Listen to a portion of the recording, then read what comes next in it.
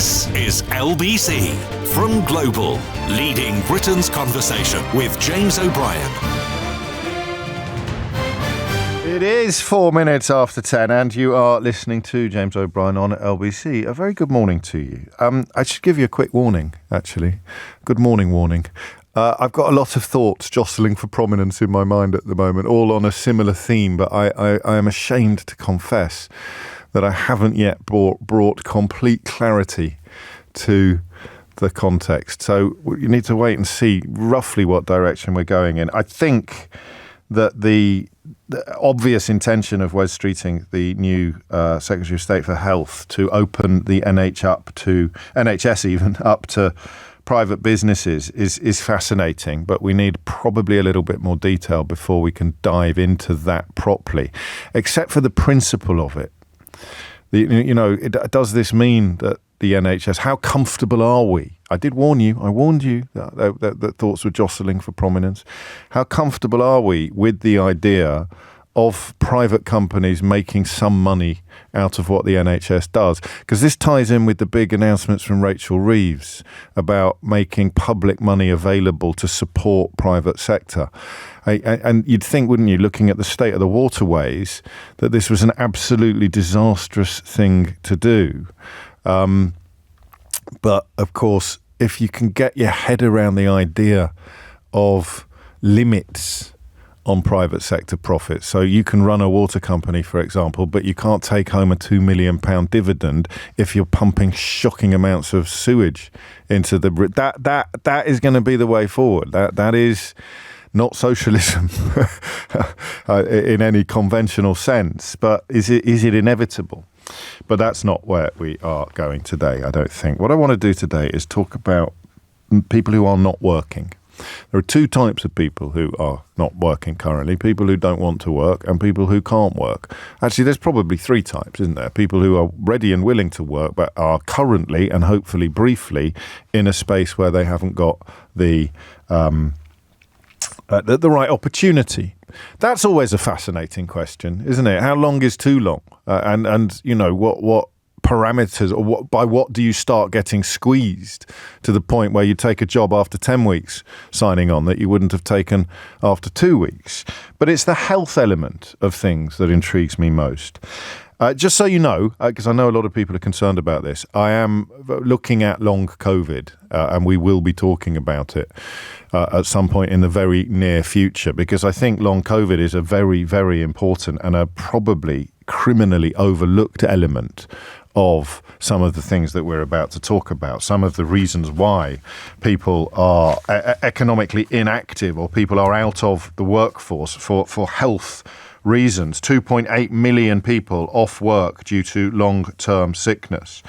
The key difference in rhetoric, and I'm very surprised that this needs explaining, but I guess if you are struggling to work out what to do in a world where your dreams of Brexit, Boris Johnson, Liz Truss, Rishi Sunak, Theresa May, and even David Cameron have been dashed to smithereens upon the rocks of reality, then you are going to need some fairly straightforward stuff explaining. And one of the first things that needs to be explained is that the difference between saying you're a malingering skiver, get your ass back to work, and saying you are poorly, we need to help you get back to work, is huge. In many ways, this is the what would you call it? The distillation, the essence of the difference, for me at least, and this is simplistic but sincere, the difference between left-wing and right-wing politics. In many ways. And there are good conservatives. Alex Chalk has given a very it's the curse of O'Brien again. He's given a very interesting interview about how he actually wanted to stop sending so many people to jail for short prison sentences because they do way more harm than good, something that the new Minister James Timpson happens to agree with. But but for me, the distillation of certainly the binary breakdown between left and right politics really comes into focus when you remember how Mel Stride was talking about 2.8 million people off work due to long-term sickness, essentially saying that they just needed to pull their socks up, or that it was easy, for example, to get a mental health diagnosis, and that loads of people were choosing to live on the pittance that you can secure by getting this assignation as opposed to being out and doing work. Versus, and Wes Streeting is not, I don't think, a particularly cuddly politician, but there is nothing fundamentally bad about saying that you want people to get back to work to contribute more and drive economic growth, because it depends which end of the telescope you're deploying. If you approach this subject honestly and compassionately, you speak to countless people who really want to work but currently can't. How many times, when we had the conversations inspired by the performative cruelty of Mel Stride, did we hear from people who cited the importance of the role that the employer plays in this process? That the employer who recognises that you can't work today but you really want to work tomorrow, metaphorically speaking, is worth their weight in gold. And that figure of 2.8 million people off work due to long-term sickness would be much higher if there were not employers out there who understand the difference. Jamie uses one of my favourite words, the quintessence he reaches for. I prefer distillation. The quintessence of the difference is that the left want to help and the right want to blame. We've spent years being told by our government that they hate us, with the caveat, the parentheses, that they don't mean you. Oh, we absolutely hate you, but we don't mean you. If you're off sick, we hate you. Don't want to help you. But, well, no, we don't mean you. I know you're really sick. Oh, of course. We absolutely hate you. Hate immigrants. Oh, no, we don't mean you. We certainly don't mean your parents. We don't mean you. So and the problem with the left, of course, historically, can be idealism and naivety. I mean the sensible left, the rational left, the centrist left, if you like, as opposed to the headbangers. That there is a willingness to believe the best of people even when they don't deserve it. So you can't deny that there will be some people on long-term sickness who are swinging the lead. You just can't deny it. Of course there will be. But it's such a measly existence to have selected that to use that tiny minority to somehow portray the entire population of poorly people is bogus. It's disgusting, but it's also ridiculous. It makes as much sense as finding an asylum seeker who's committed a crime and using that as a basis for not wanting any asylum seekers to be offered asylum in this country.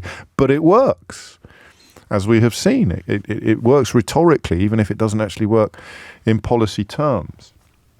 So how do we do this? 11 minutes after 10 is the time. I think we do it like this. I think we look at the question of how much help you currently get when you can't work but want to. How does it actually break down? I want you to feel a little bit liberated this morning. I want you to breathe a cautious sigh of relief. I want you to recognise that although Wes Streeting is not a cuddly politician, he is describing you as being long-term sick and presuming that you would rather not be out of work. He is not describing you as work shy or lazy, as malingering or as lying about your condition. So, how can he help? Or how can the system help? What is the obstacle to work that you think could actually be taken down? Because it could all be built on naivety, this. It could all be built on optimism trumping reality. How many of the 2.8 million people currently off work due to long-term sickness can actually be helped back to work quite easily? And the only people that can tell us that, I think, are the people currently in that situation. So what do you need? 0345 6060 973 is the number that you need. What would it look like? What would policies look like? If we're going to, I think I'll use the word celebrate. I know I'm setting myself up for a big fall if they don't deliver any of the things that they're promising to deliver, but you've got to have hope. I even had hope when Rishi Sunak became Prime Minister for exactly 2 hours and 43 minutes. So I am hopeful that a lot of people who are long-term sick can be helped back to work. And the first step on that path is to stop screaming at them that they're lazy, work-shy layabouts, and stop feeding into that Rupert Murdoch rhetoric that the British public are not deserving of respect and that they're all lying and they're all disgusting. Brackets, I don't mean you. The first step to helping people back to work is to believe their reasons for not being at work. So what then? What's the second step and the third step and the fourth step? How do we actually help you? And if you're a doctor or an employer, what help do you need? But in the first instance, how do we address? Do you know what? Actually, I'm a bit conscious of overdosing on hopium. But actually, I've done one of those intros where I've got to the end of it and I'm a lot more pepped up than I was at the beginning. Because that big change, that sea change in rhetoric,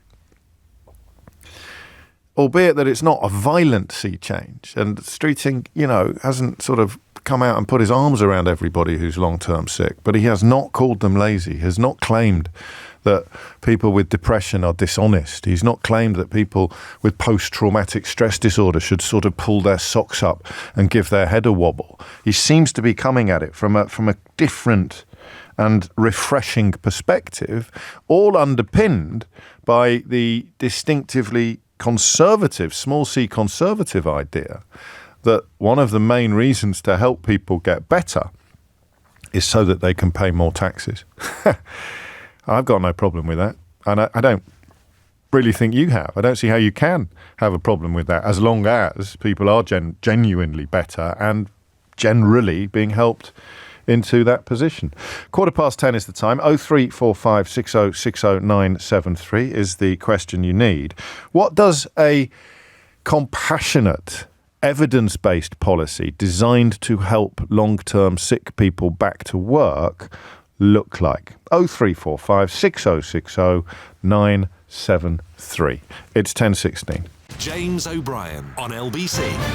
It is 18 minutes after 10. There will be people, as Andy reminds us, who can't really be helped back to work in any conceivable sense. Andy's multiple sclerosis means he would need an entirely new central nervous system to get back to work. But that I don't think we've overlooked that, but I'm happy to reiterate it or acknowledge it more explicitly. That is not the mission that has been set by government. The mission is to help people whose illness prevents them from working to get better. So waiting lists are one of the most obvious ways. What if you're off work with a bad back? I think my new catchphrase for at least the first few months of the new government is going to be, I can't believe this needs explaining, but apparently it does. If you're off work with a bad back and you're waiting 6 months for your operation, you can't work for 6 months. You are signed off long-term sick. If you have your operation, you could be back at work next week. I'm simplistic in medical terms. I'm not a trained doctor, but the failure, not just of Tory politicians, but of their client journalists to understand these really simple points has come into sharp relief this morning when you see what the alternative looks like. Some people will be too stupid to see it. We'll get Idiot's Corner open nice and early. Matthew is in Welling. Ha, ha, ha. O'Brien, Labour's no better than the Tories. What are you going to do now? I can't believe that this needs explaining, but the difference between saying to a poorly person, you are a lying skiver, get back to work now, and saying, I'm so sorry that you're so poorly, here's how we're going to help you get back to work. If you can't see the difference between those two things, mate, then you may actually get a season ticket for Idiot's Corner. Let's start in Yorkshire. Rick's in Kiverton. Rick, what would you like to say? James, nice to speak to you. So I am off long-term sick. I have disability as well as mental health. And I just going to sort your phone light out, Rick, and come back to you, mate. So I don't know whether you've moved around a bit since you got through, but we will try to restore that contact. 20 minutes after 10 is the time. Laura's in Romford. Laura, what would you like to say? Hi, James. Hello. Thanks for taking my call. I just wanted to say thank you for being a beacon of sanity over the last few years. Well, what if we're both mad? Well, yeah, there is that. Go on. So I'm a teacher. I've been a teacher for about 18 years. Oh God, that makes me feel old. And I've got lupus and a blood condition, and makes me often very ill, like fevers. Yes. Can't get out of bed. I'd say probably about 25% of the time I'm bedridden. Gosh. I've got 2 young children, and the school I was at previously, it was a big school, couldn't cope with it. There was no flexibility whatsoever, and I ended up being signed off medically, couldn't do the job. Right. And I was out of work for about 3-4 years, sort of doing a bit of tutoring here and there, and I've now ended up in a much smaller pupil referral unit. Okay. And my head teacher has absolutely gone out of her way to make the job fit around me. The flexibility is amazing, and I think if we could have that flexibility somehow enshrined in law and make sure that employers had these strategies for flexibility, people would be back in work. Because if she hadn't gone out of her way to make this job, so how does that flexibility work then? Because to be the devil's advocate for a moment, if I might be thinking, well, listen, if you can't guarantee that you're going to be here tomorrow, then you're no use to me. But clearly that's not true. So how does the flexibility work in real time? So I'm in charge of the kind of SEN department. Right. And if I'm unwell, she lets me work from home sometimes. And obviously that's not, if you're face-to-face teaching, that isn't possible. But she knows that that's not going to happen every day. Yeah, exactly. And she's wonderful. I can't praise her enough. She's so sympathetic. She knows I'll do the work, but I need to be able to do it on the hours that I can do it, if you know what I mean. Yes.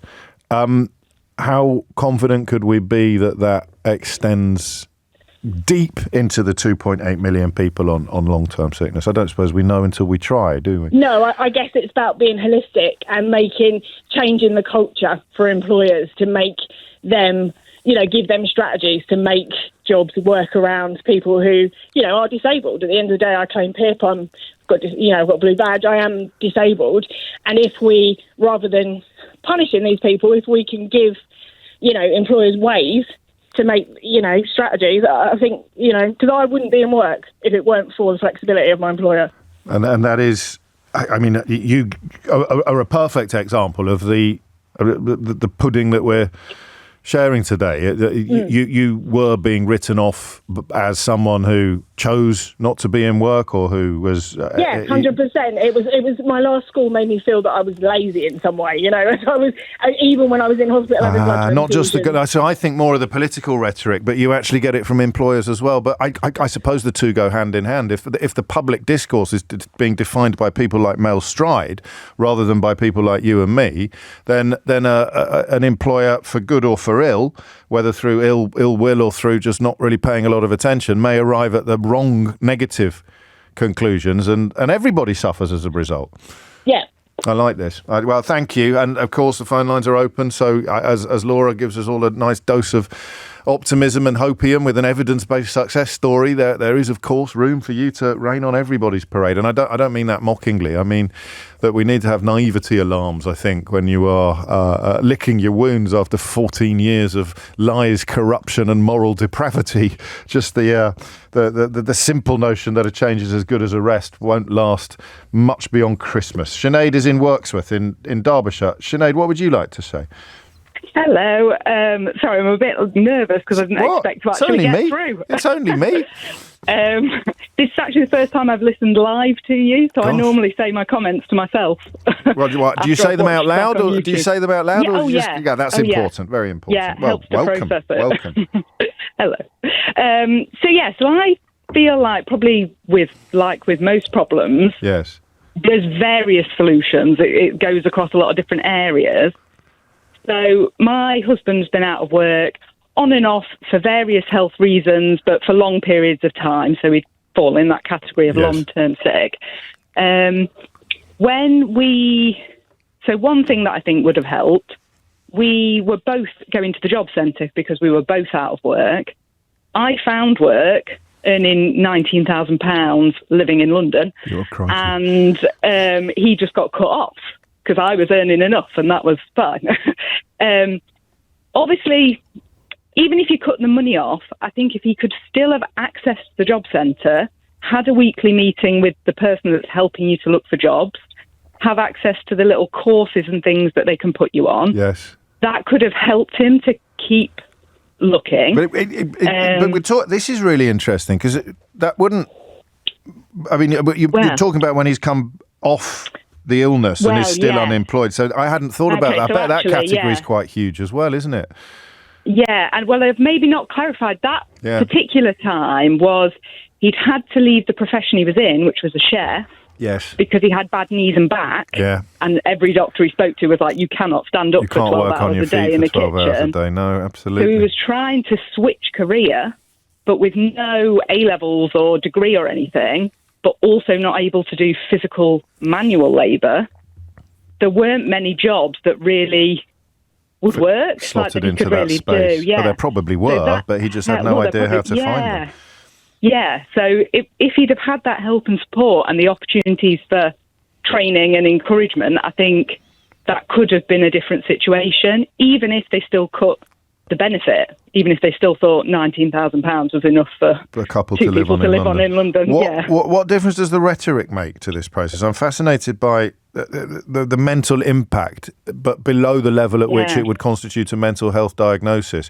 A colleague said to me this morning when we were thrashing out this topic, she said, do you know, it's as if they've been telling us that they hate us for years, talking about the category that I guess your husband is in some ways. Yeah, definitely. I think I found a lot of the time people, you know, would ask me like, oh, has he found a job yet? Oh, is he in work yet? What's he doing now? Like, everyone's kind of got this thing of like, it must be a choice, or he just needs to pull his socks up. And like, what's he doing? And it's like, everything he's applying for, he's not hearing back at all, because they all want either relevant experience or a qualification, which is reasonable. Yes, of course. But he's not really got away. Saps your resolve that a bit. You begin to feel that your self-esteem begins to slip, and that can have an impact on your motivation. Oh, crikey, Sinead, it's hopium morning today, isn't it? It really is. Yeah. I think we've earned it. And is he in a better place now, or are we still? So we've had ups and downs. Yes. So he got into a better place, caring for his grandparents. That gave him, a person back to, all of that. But then he did get COVID, and he's got very bad asthma. So he's now got long COVID. I think this is a big deal. And this is kind of the other element of it is the NHS, like you said, that if you can't get treated, it's been 2 years. If I was Wes Streeting, I'd have this very high up on my list. I think, in the context of what can be done today to help, the answer would simply be start taking it seriously, recognise the scale of the problem, and put clinics in place. We had a long COVID clinic. There was one in Chelsea and Westminster Hospital that a pal of mine almost discovered. I don't know what happened to it. He's fine now, but the seriousness of that subject is something we're going to be having a proper look at in the coming weeks, and it has to be a big part of this story. Albeit that there's not an obvious answer to the question of how do we cure it or fix it, and if there was, then it would be a bigger part of this phone in today. I wish you both well, Sinead. Thank you. Nice to have you listening live. It's extraordinary how many people listen to the podcast these days. I always feel like I neglect you a bit. If you are listening on the podcast, this is a special hello just for you. Hello. It's coming up to 10:30. You are listening to James O'Brien on LBC. Of course, it's not coming up to 10:30 if you're listening on the podcast, but Thomas Watts, regardless of what time it is, as you listen, has your headlines. James O'Brien on LBC.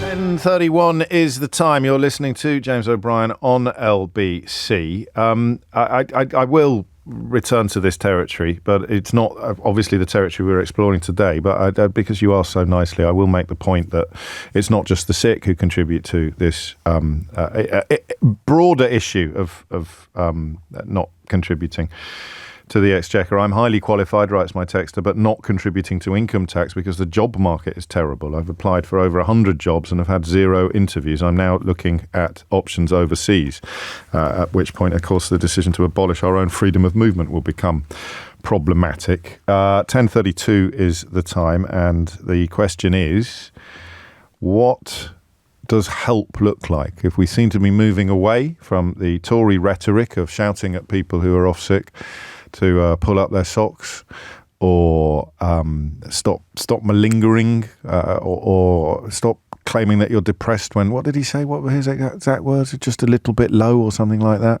Recognising the reality of people's conditions becomes the first step towards helping them. So what does proper help look like as opposed to simply shouting, Get up, you lazy git.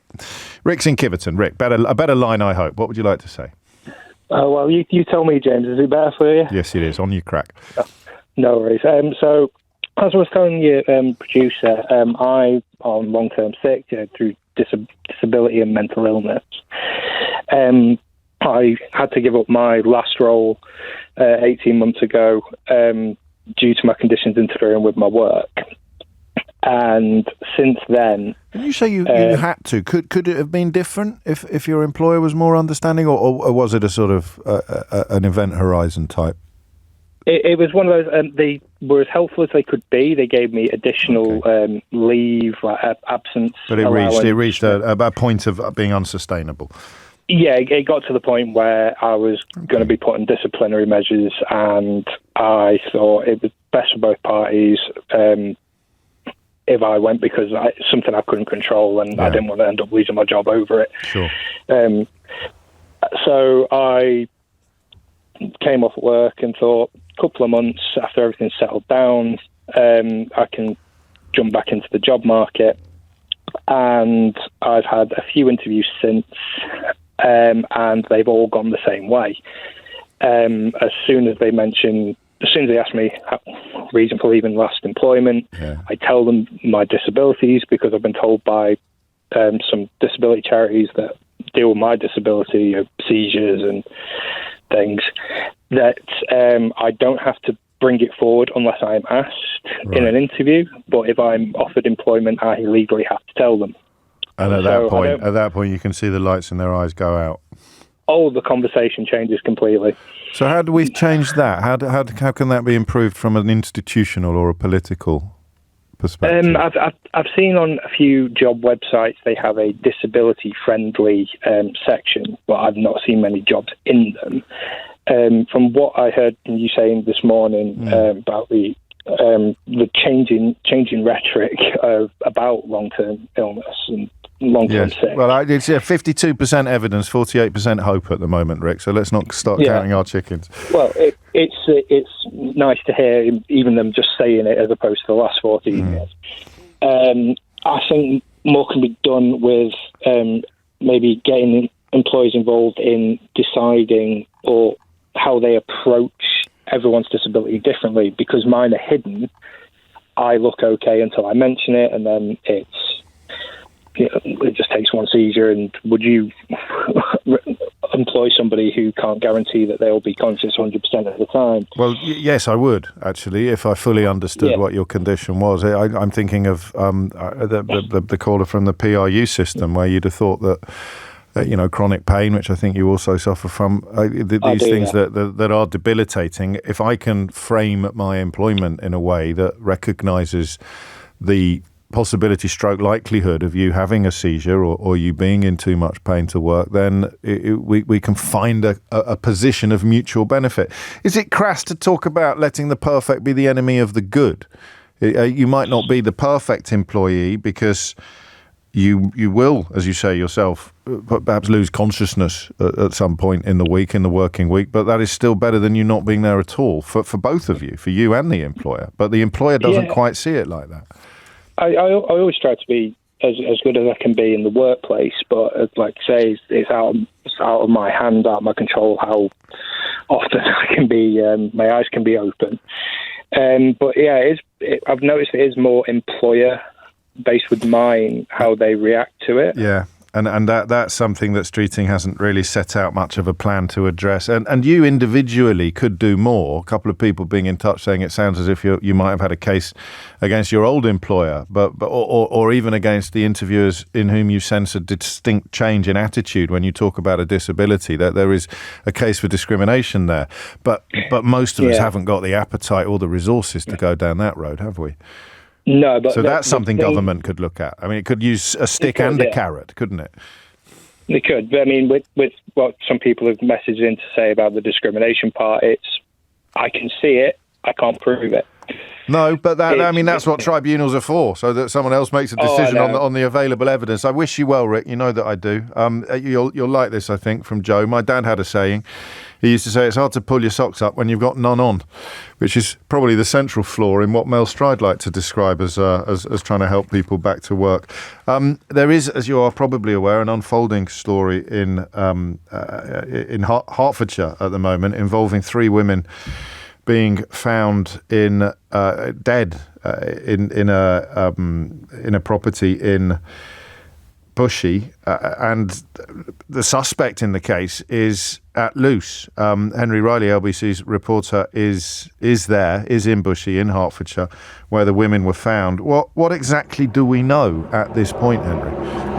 Well, James, good morning. As you can imagine, still details very much coming out at the moment. We know that police are still searching for a 26-year-old man, still may be armed, as police have said, after 3 women, as you say, died following serious injuries. It's here on a very quiet cul-de-sac in Bushey in Hertfordshire. When I arrived, there were just a handful of people. Now, as you can imagine, a significant presence of journalists and also more and more police officers arriving. It happened at 7 o'clock yesterday evening. Armed police and emergency crews rushed to a property here on Ashlyn Close, and police confirmed that they are still looking, their major crime unit, for a 26-year-old man called Kyle Clifford. Now, he is from the Enfield area.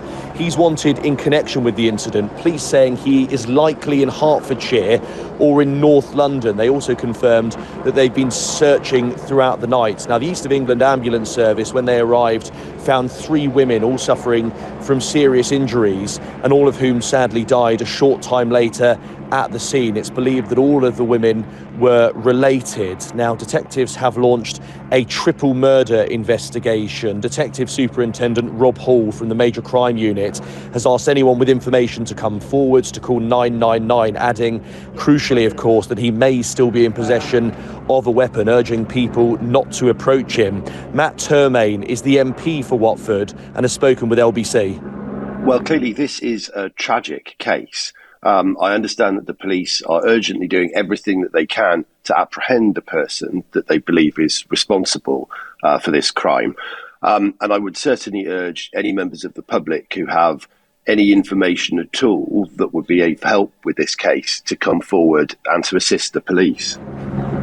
And James, often as you hear with these tragic incidents, a lot of local residents extremely surprised, extremely worried that this has happened in what is a very quiet area of Bushey, now very much flooded by police cars. You can probably hear the helicopter above me as well. But that key line to really emphasise, James, that police are still searching for a 26-year-old man, Kyle Clifford, and believing he may be armed. So anyone with information urged to contact police, and crucially, people asked not to approach him.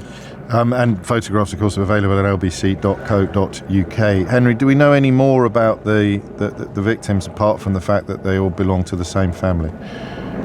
Not clear at the moment. I mean, I think if they were under 18, James, we would have found out at this stage, potentially. Very much police using the words women. So I imagine they are all adults, just based on the limited information that we have. But we do know they are all closely related, all from the same family. But of course, I imagine we will get those details in the coming hours, if not days. Henry Riley live in Bushey in Hertfordshire, where, as you heard, the bodies of 3 women have been found in a house, and the police have named Kyle Clifford, a 26-year-old from the Enfield area, as being wanted in connection with those deaths. You can follow that story. Well, I follow it here. We'll be bringing you up to date with any developments, but if you want to find out more, then lbc.co.uk will be providing comprehensive coverage as well. As always, it is 10:41. You are listening to James O'Brien on LBC. There's a lot of confusion out there, not among you and me necessarily, but in the system about what is and what is not required, what employers can and can't do. Sue in Ramsgate is very much involved in this world and tells us that there's no obligation to disclose what we might call an invisible disability to a potential employer, although obviously there are circumstances where it is advisable to do so. So I have a colleague who's quite, I don't think of him as being disabled, but he's paraplegic. And the reason why I don't think of them as being disabled is that you just forget. It just becomes the most normal thing in the world. And the idea that they would be a less desirable colleague or a less desirable employee because of their disability is palpably absurd. And yet in a different universe, with a different skill set, they may not have found a role that is suitable for their talents and in which their disability becomes more or less irrelevant. Or even if it were relevant, it's easily dealt with. It's easily accommodated. 10:43 is the time. Tom's in Shenton in Leicestershire. Tom, what would you like to say? Well, firstly, James, I'd like to say thank you for having the conversation today. And it's just been so refreshing hearing the change in attitude. Well, again, I'm 52-48. I don't imagine the Labour Party are going to start sounding like Mel Stride anytime soon, but actions speak louder than words, don't they? But yes, a bit of cautious optimism. Indeed. So my situation is similar to a lot of the callers that you've had on so far. I can work. I don't think I would ever, even at my best, be described as well. I can do up to maybe 20 odd hours a week, preferably remote, but there are times when, for no apparent reason, I can't work. So it's that understanding and a lack of pressure being applied by an employer. I was really lucky for the last 5 years or so to have a job that was just perfect. They sort of left me to my own devices. I didn't have fixed hours. I could just sort of do up to 20 hours. It didn't matter if one day I was curled up in bed and couldn't even get out of bed in pain. Yes. Or I'm sorry. So it's that understanding. But equally, I think I'm quite aware, as your previous caller was saying, that if you had two candidates for a role, one was me and one was, in inverted commas, normal, I wouldn't pick me. That's a brutal thing to say, isn't it? But I understand exactly where you're coming from. I mean, it's the reality of it. If you have someone that you won't be able to rely on through no fault of their own or your own, and someone who you feel you could rely on. So I think the thing we need to work out is how on earth do you incentivize or encourage that understanding such that someone who I can contribute a lot. I was doing a PhD and had to stop because it was taking too much of a toll on my health. Like, I'm a bright guy, but clearly, sorry, that sounds really arrogant, doesn't it? But have you forgotten who you're talking to? There's nothing you could say that would make you the most arrogant contributor to this conversation. Literally nothing. Thank you. What about the health side of it? Could you be getting more? I mean, it's entirely up to you how much you tell us about your condition, but could that be improvable when the NHS efficiency levels start rising again, if they start rising again? To a degree. Even, like I say, even when I'm well, I'm limited and always have been. Like, my best every year at school, I had like 20% attendance, which was... oh, my. So like... That's the level of, I'm never going to be well. But it is a question of making a fit. You know, I don't know if you were listening last week. I think it was late last week when we talked about the 4-day week. Or was it early this week? But you oddly, some of the things that you've said remind me of that conversation where, I don't know if you saw that, there's a Liberal Democrat council in Cambridgeshire that offered people the opportunity to keep the same amount of money and do the same amount of work, but do it over 4 days instead of 5. And it has, by most measures, worked a treat. And yet at the same time, Asda offered people to do exactly the same amount of work over 4 days, same number of hours over 4 days that they were previously doing over 5 days, and they were all knackered. So the sort of lazy presumption that the number of hours done is directly linked to productivity is not true. And that's what I thought of when you talked about, I know I can do my 20 hours, but I can't guarantee when I will do them. That shouldn't matter, should it, really, as much as it does? As long as you're getting the work done. But again, I think it does just come back down to that. If you've got two candidates, as I said, I would go for the... Yeah, you keep saying that. I wish I could somehow persuade you otherwise. Let me read what Beatrice said. This caller is so used to other people putting him down for his disability that he has now taken it upon himself, like so many of us.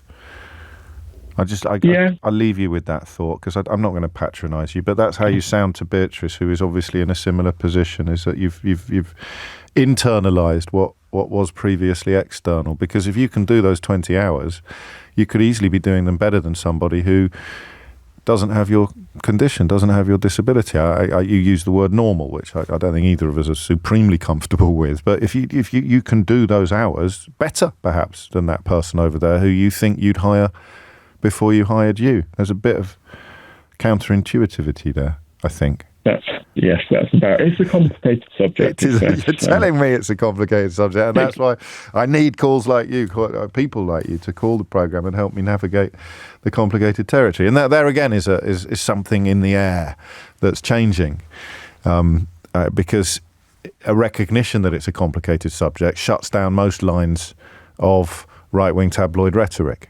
You know, unemployment is a complicated subject. Long-term illness is a complicated subject. You will not be able to solve complicated subjects with simple quasi-populist solutions like, well, everybody just needs to work harder, or well, the people these days, the young, don't have a work ethic. These are meaningless tropes that manage to paper over societal cracks. And, of course, the people doing the papering over the societal cracks don't care one jot about the people who have already fallen through them. It's 10:49. James O'Brien on LBC. It is 10:51, and you are listening to James O'Brien on LBC. It's not. I think maybe it counts as an unhinged headline. They're certainly providing us with some interesting territory. Although we have a sense, and this isn't the royal we. This is literally us here talking together off air, but we have a sense that the appetite for talking about the Tories is currently quite low. So, I mean, you can throw them into relief. You're talking about something that the current government is doing, and you can compare it with what the previous government has done. So, most obviously, the conversation we're having today, the difference between telling people who are long-term sick that we recognise that you are long-term sick and will hopefully help you get back to work, rather than giving interviews to friendly newspapers saying, oh, a lot of them are swinging the lead, a lot of them are on the lam, a lot of them are just getting signed off. It's too easy to get signed off as depressed, so they're doing it as a lifestyle choice.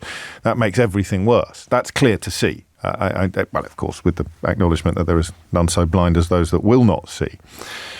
But the travails the Tory party is facing, I've sensed certainly that your appetite for talking about that isn't so high. Mine still is, and usually if I'm highly engaged with the subject, then some sort of wireless osmosis occurs, and you end up being highly engaged with it as well. Or alternatively, you are interested in talking about the Conservative Party. I've just been asking you the wrong questions. But either way, they are still providing us with an awful lot of fodder for one of our favourite features on this programme. 10:53 is the time. In fact, we may have to launch a new feature, which we will call Circular Firing Squad. But for the time being, we're sticking with this.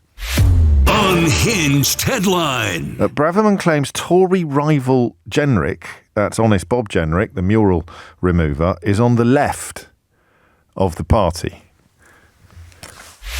Unhinged headline. My thanks to Suella Braverman for providing us with that. She's also provided us with food for thought in another area, which we will probably move on to in the next hour. But back to this conversation about 2.8 million people off work due to long-term sickness, and what a compassionate campaign to help them back to work might look like.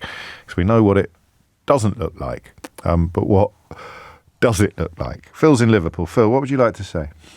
Hello, James. Hope we are well today. Just a word of warning for your callers, by the way. I'm a quadriplegic. Okay. So I use a Bluetooth headset, so I am sorry if my audio is less than studio quality. Well, it's probably me that will appreciate that heads up, so I don't start barking at you about having sort of... Yeah, at least I don't have an accent, right? Go on. But, I'll tell you something. I do have every bit of sympathy for your callers and listeners with invisible illnesses. Yeah. Because like I say, I have multiple sclerosis, MS.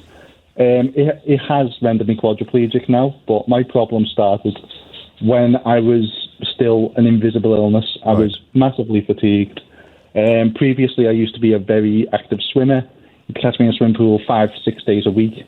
And then fatigue started setting in. I started falling over every now and then. And so I was very much an invisible illness. So I stopped being able to work, but I was still trying. And you want to speak to the DWP with hope about your illness, right? Yes. Like when you want to, you don't want to be a drain on everyone's life. So you want to, everybody wants to help push the world around. I really believe that. People don't like to sit in the house all day alone and just twiddling the thumbs. But I told the DWP I would like to start volunteering in like the local children's hospital, and they immediately declared me fit for work.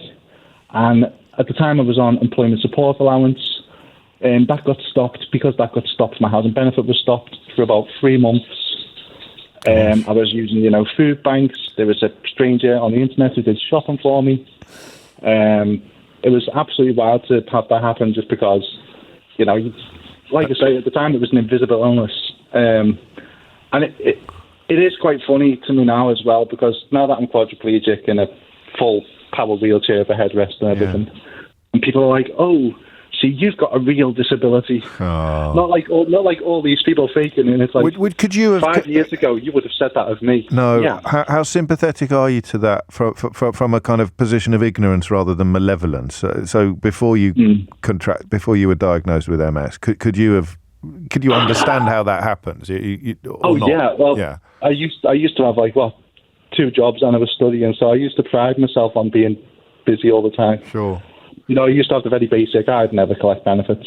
Yeah. But I would say this, you were saying about Tory bashing, the work capability assessments, which desperately needs to be scrapped. I think movement is being made on changing it. Well, it's 14 years. It's a philosophy. It's 14 years of thinking that people are filling their boots and taking the mick, and therefore the entire system, because it genuinely is, the politicians in charge do that. Civil servants might push back against it, but there's not a great deal they can do. And then it filters down to the shop floor, where people are making your life worse when their job is supposedly to make your life better. Could you work now? Well, I'm hoping to. I'm about to start having a support. It's been a long while getting it. Yeah, of course. I currently get carers who help me with my personal care and food throughout the day, but I'm also waiting for a support worker, through which I'm hoping to do charity to get back into university. Gosh. Because like I say, you want to help push the world around. It's, I'm myself. I'm 33 years old, so it's not. I don't want to retire just yet. But I'm talking to you, and I'm getting paid for this. So I'm just thinking off the top of my head. That's quite funny, because of my situation, I ended up in the local paper, and one of the comments on their article, never read comments when you're in the local paper. But never read comments when you're on national radio, Phil. Seriously, I think someone was like, "Oh, he can answer calls. He could work for a call centre," and it's like, I am bedridden. I am not getting shouted at by Virgin customers on the phone. No way. Yeah. No, but there are still things. Well, that's what I mean. If creativity almost, and yet the system for a long time, possibly forever. I don't want to lay everything at the feet of 14 years of Tory government. The system possibly forever has written people off, perhaps in a way that you describe, and as you highlight perfectly, Phil. If you're quadriplegic, we can write you off, but if you're not, we won't believe that you're disabled, and that leaves nobody to be helped back to work. It is 10:58. Thank you, Phil. My apologies to everybody waiting to talk about this, to Alex and Liam, Tim, Ali, Amanda, Aaron. A lot of A's there, and a Mark.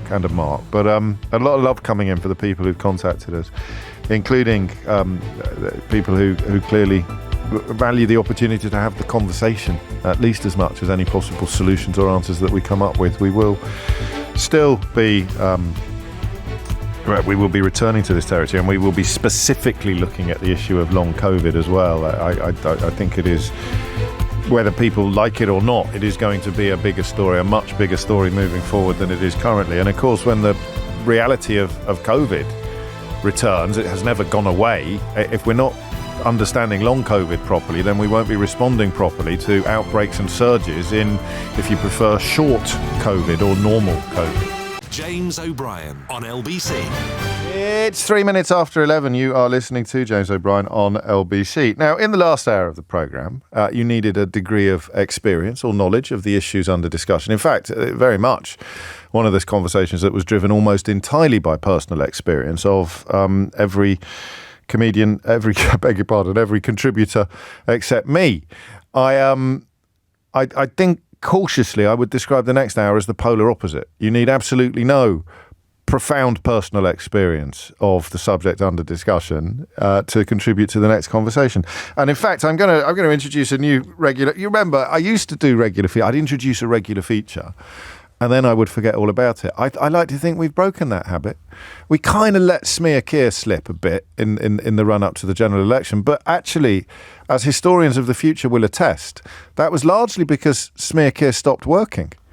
They stopped trying it. By the end, what were they accusing him of?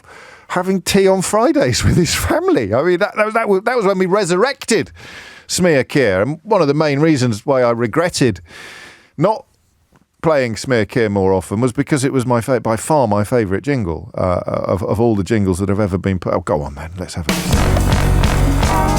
Smear Keir, Smear Keir, Smear Keir. Don't forget to like it, YouTubers. And that's quite significant, although we're being silly. It's quite significant that the really hardcore stuff designed to smear Keir fell apart the longer the election campaign went on, culminating in that really ugly Monday morning, I think, last week, when people who really should have known better were seeking to attack the husband of a Jewish woman for observing or wanting to observe, prioritising the observance of Friday night dinner. That was, probably the end of Smear Keir, wasn't it? That moment as well. Although I reserve the right to resurrect it. But I've got a new one, and it's called "What Was That All About?" That doesn't lend itself to musical production, does it? What was that all about? It's not the same as "What's Going On?" The Marvin Gaye topic envelope, where what's going on? But I think that what was that all about is almost like the child of what's going on. So if there is a subject matter that we might last year or the year before have sat here and described some burblings from the likes of Braverman or Badenoch or honest Bob Jenrick or Sunak or the rest of them, or Truss even. And I would have sat here, I'd have described to you what was actually happening, and then I would have gone, what's going on? And you'd have rung in and said, well, what they're doing, James, is, or the people that they're trying to appeal to are, or they've fallen into the trap of thinking that. But the child of what's going on is now, what was that about? And Lisa and Andy drew my attention to the "what was that about?" question with a comment she made yesterday about the era of culture wars being over. I just take a quick moment to tell you that there is a remarkable archive available of members of the new government on the Full Disclosure podcast. We've spoken to about half a dozen of the people who have now got fairly big jobs in the new government, from Keir Starmer down, and Angela Rayner, from the Prime Minister and the Deputy Prime Minister down. We've got really good, interesting, deep digs into the personalities behind the politics. And of course, in the case of some, the personalities are defined by the politics, and vice versa. The politics can be defined by the personalities. So we're just putting together a little package. Is that the technical term? A package or a platform? We're putting together a little package stroke platform on which you'll be able to listen to all of these in one place, including James Timpson, of course, which was probably the most surprising of Keir Starmer's appointments, but not when you listen to him explain for an hour what it is that drives him and what it is that informs his dedication to prison reform. So what was that all about then, the culture wars? How many times did we sit here together and say, for example, what does woke mean? Once you remove the transgender conversation from the equation, and I think the fact that there was nothing left once you'd done that explained why some people spent the entire election campaign talking about toilets. But once you've removed the transgender conversation from under the heading culture wars, what on earth were you left with? What were they about? I remember the National Trust coming in for repeated attack, for having the audacity to put some history of the property in the foyer of the property. Some people felt that was...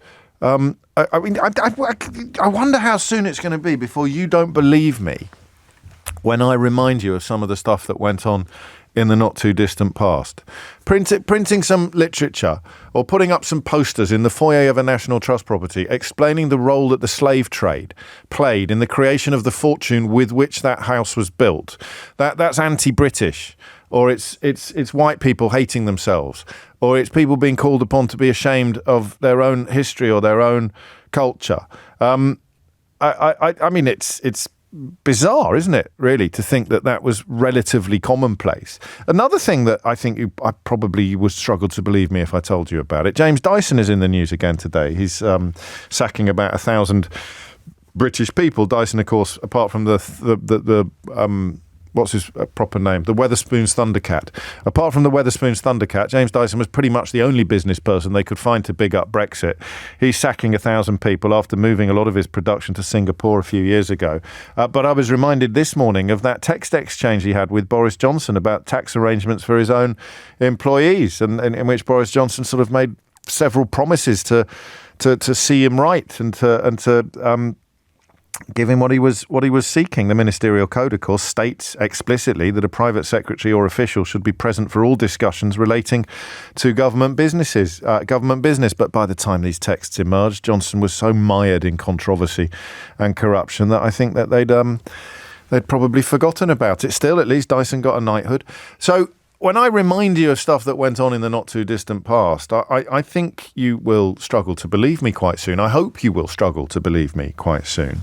Suella Braverman provides us with a timely reminder in the last 24 hours. She's launched an attack upon the pride flag, which is, I mean, just such an extraordinary thing to do. Talking about the pride flag flying over government buildings as if they were occupied territory, which means she probably doesn't understand what the words occupied or territory actually means. She says, I couldn't even get the flag of a horrible political campaign I disagreed with taken down from the roof of the government department I was supposed to be in charge of. Someone that I've never heard of before has written a very, very powerful piece in the newspaper today attacking Suella Braverman in the most stringent and I would argue effective of terms. Apparently he was a Conservative Party candidate at one point, goes by the name of Ian Dale. But I recommend that article very highly because it's a little bit of an echo of what Lisa Nandy was talking about. Lisa Nandy spoke yesterday. She, of course, is the new head at the Department of Culture, Media and Sport. And she has declared that the era of culture wars is over. She said, for too long, for too many people, the story we tell ourselves about ourselves as a nation has not reflected them, their communities or their lives. This is how polarization, division and isolation thrive. In recent years, we have found multiple ways to divide ourselves from one another and lost that sense of a self-confident, outward-looking country which values its own people in every part of the UK. Changing that is the mission of this department. The era of culture wars is over.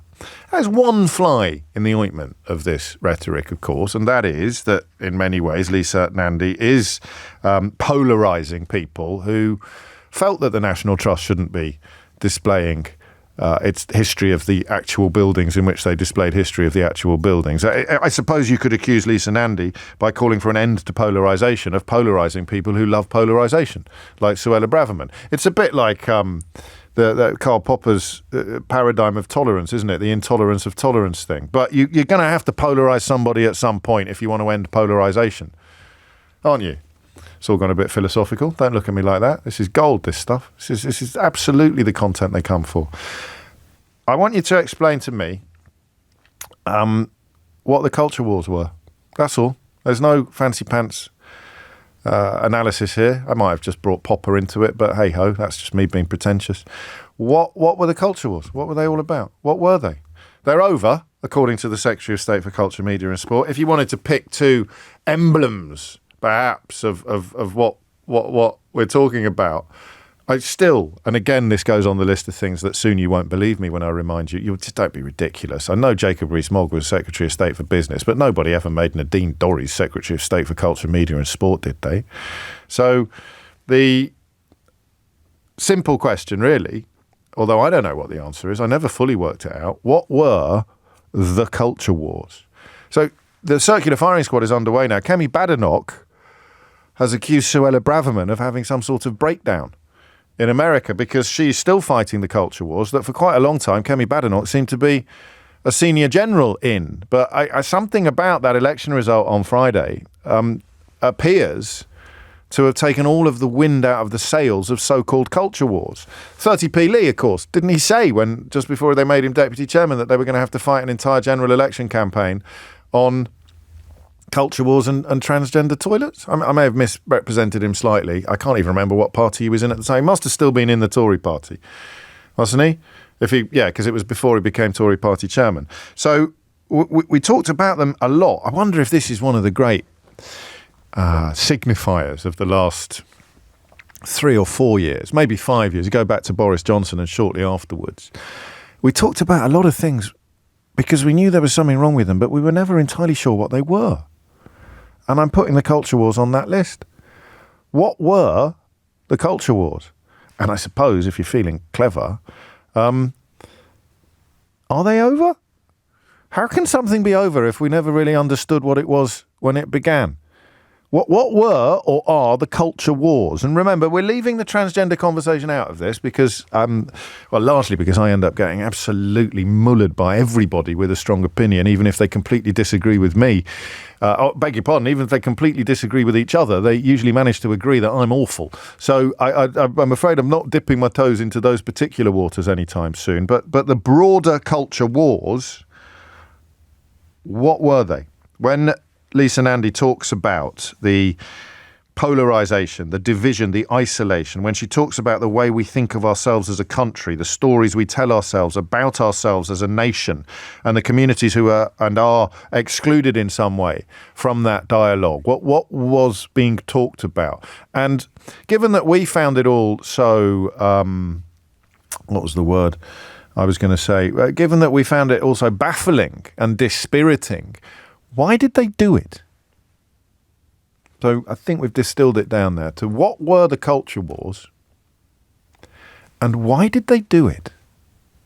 A question that perhaps assumes a greater resonance given the scale of the defeat that they suffered last week. What were the culture wars and why did they do it? 0345 6060 973 is the number you need. And if it helps, pretend I've been asleep for 5 years.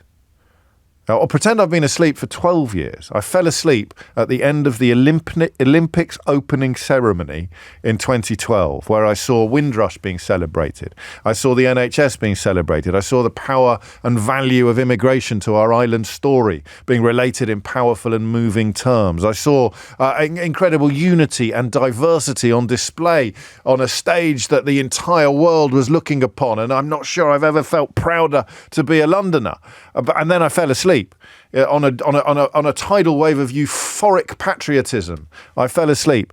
I've woken up today and I've read that the culture wars are over, and I want you to tell me what they were and why they did them. 0345 6060 973. James O'Brien on LBC. I'm always wary of using texts and tweets that then suck the stuffing out of somebody who's waiting to come on the phones. But my mate Scott has given this quite a lot of thought. Very cultured man, you see. He says, I think the culture wars were just a device that the government used to look like they were doing things without actually needing to do anything or, crucially, spend any money. I think that's a large part of it, but the calculation behind what else they might achieve is one that I never fully understood. Do you remember when they all had flags? I think this was before we used the phrase culture wars. Do you remember when they all competed? It was like a sort of Saturday Night Live sketch where it starts off with a politician who has a tiny little flag on their desk next to the Newton's cradle. I got a Newton's cradle for Father's Day. I've wanted a Newton's cradle since I think I must have been at friend's for the day, and we went to see his dad in his dad's office. So we were out shopping with his mum, and we popped in to see his dad in his dad's office, and his dad had a Newton's cradle on his desk, and I thought that was the most sophisticated and fascinating thing I'd ever seen. For reasons that I am not here to analyse in depth, I never got one. I don't. Is it something you can buy for yourself, or is it something you should wait for someone else to buy you? But this year, what do you get for the man who's got everything? And I told them, I said, I'd like a Newton's cradle, please, and some biscuits, if you're interested. And I got both. I got some wonderful biscuits from the Biscuiteers, and I got a Newton's cradle from the Science Museum. Don't look at me like that. You know what a Newton's cradle is, don't you? It's the balls. The balls. The balls! Yeah, the metal balls on strings, and you pull one back and it goes clickety, clickety, clickety, clickety, clickety, clickety, clickety, clickety. Magical radio. 21 after 11. Lil's in Rawton. Rawton or Roughton? It's Rawton. Hello, James. Well, is it though? Are there no Roughtonians? Is there a culture war in Rawton between the Rawtons and the Roughtons, or not? No. Carry on then. We're very firmly Rawton. Glad to hear. So I, due to boundary changes, I am now blessed with having Danny Kruger as my MP. And he was the one. We should actually, for people who don't understand your sarcasm, Lil, we should dig out that clip of Danny Kruger, which for me was probably, and just think about how stiff the competition was for this, how the stupidest public statement of the entire general election campaign. But I shall keep that in my locker for the time being while you tell me the main reason for your call. So, culture wars is a diversionary tactic. It's being borrowed from the Christian right in America. And Danny Kruger is an exemplification of that, because it's not just about picking on trans people, it's picking on anyone that's different. So last year in March, he went to one of these conservative conferences, and he said to his audience that it was only a heterosexual couple that could provide the safety and stability the society needs. So as part of being a new constituent, I sent him a pleasant introductory email yesterday asking him to explain how me, as a lesbian who's been in a partnership for 26 years, how I made this country less safe. Good Lord. Or less stable. Funny enough, I haven't received a response as yet. But a lot of the kind of where it's succeeding in American politics, you've got the right-wing conservatives who are attempting to emulate that.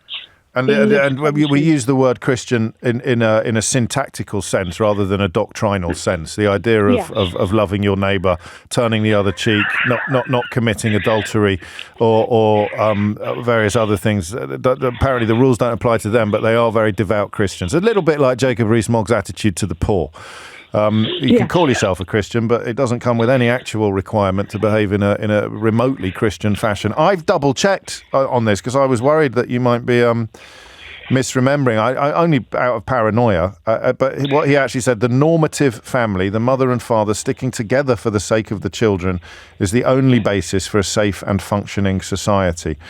If I were doing his PR, I'd say normative just means majority, so that will be true in a majority of cases. Well, but you felt he was calling you abnormal. Oh, absolutely. I mean, we all know the statistic that if we're going for normative, meaning the majority, then because we're not Han Chinese, we're all non-normative, because that is the largest culture in the earth, is the Han Chinese. So everybody that isn't. I think it was Dave Gorman where I got that from. But yeah, so anyone that... Well, this is more substantive than I realised. I mean, you're giving me an example of the culture wars, but it's designed to make anything other or anything different questionable or subversive, and I mean, history's taught us when that happens. Is it over, do you think, or is Lisa Nandy being a bit optimistic? I think she's being hopeful. Yes, and we I like think hopeful. she's giving. We're going to overdose on hopium message. soon, you know.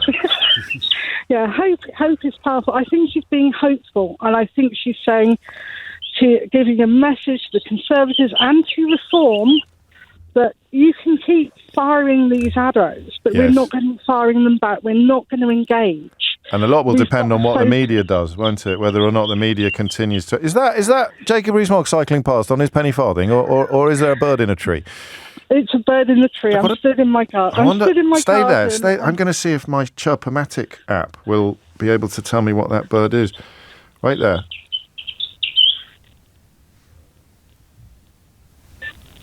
Everyone be quiet, but don't fight.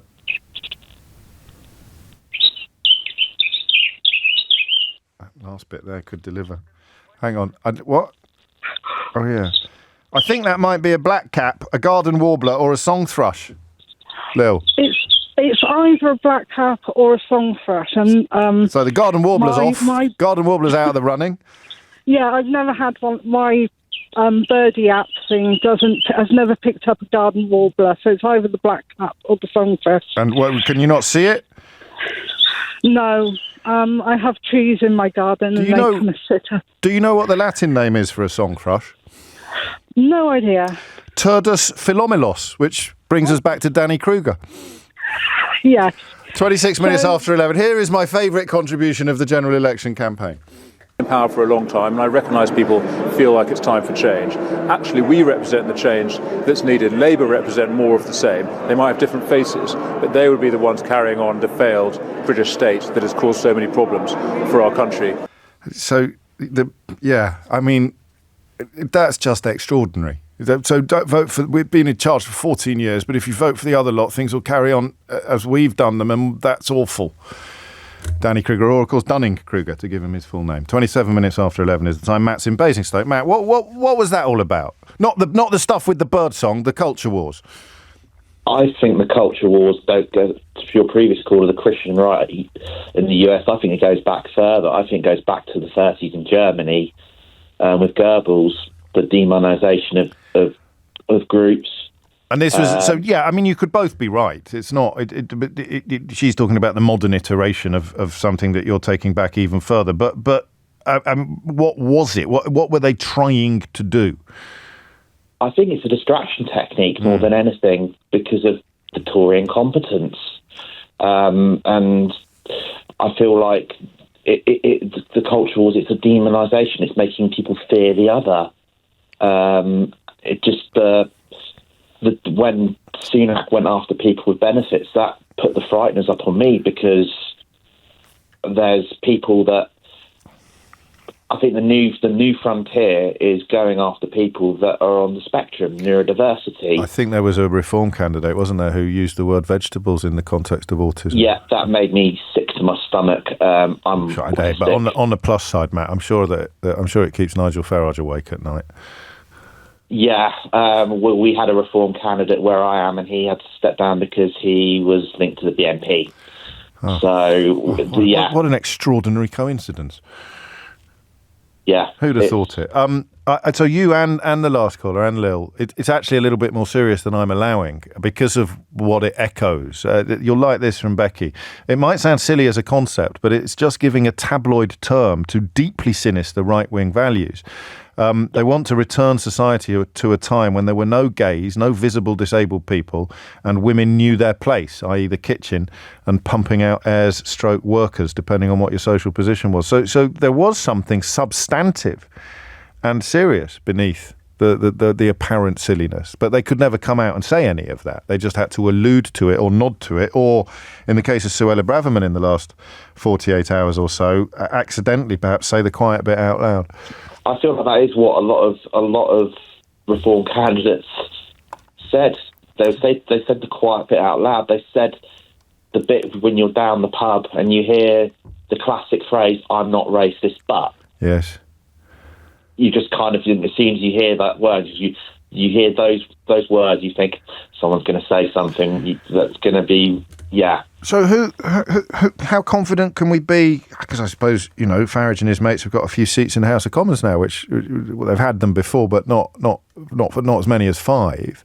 How confident can we be that the culture wars are over? A lot of it will depend upon how much attention the media give to the people who are still keen to fight them. The people who, if we're honest, haven't actually got anything else. No, I think I feel like the press barons, if you want to call them that. I like that. But they've not got their. They've got a regime that's not going to kowtow to them. You'd like to think. We shall see. And we will. The press reform potential. There's a lot on that list, isn't there? I don't think that will be near the top of it, but we live in hope. Matt, I'm moving on only because I'm a little bit late for the news. Consensus seems to be it was a black cap, that bird. I've enjoyed the way that ornithology has sort of elbowed its way into the programme in recent weeks. It really, it said it's really taken off. Well done, mate. That was so funny. I forgot to pretend it was my own joke. Here's Thomas Watts with the headlines. James O'Brien on LBC. 11:33 is the time you're listening to James O'Brien on LBC. It's a funny one, isn't it? Because I wonder whether the reason why I always found it ridiculous was precisely because its proponents never stated explicitly what it was that they were fighting, what war it was that they were fighting. So the phrase culture wars became easily mocked. But actually, if you look at the evangelical right or the history of othering, the history of demonization, then it was always a much more serious matter than perhaps some of us allowed. I mean, you can be serious and ridiculous at the same time. I know that sounds a little bit oxymoronic, but that's what they say, isn't it? The fascists often say first they laughed at us, and now we've locked them all up in concentration camps. And so that idea that beneath and that's why it's probably a mistake, albeit it's one that I'm not going to undo today, to leave the transgender conversation out of this debate, because the completely disproportionate focus on what is about 0.7% of the population is obviously that it's almost as if that became the acceptable face of othering.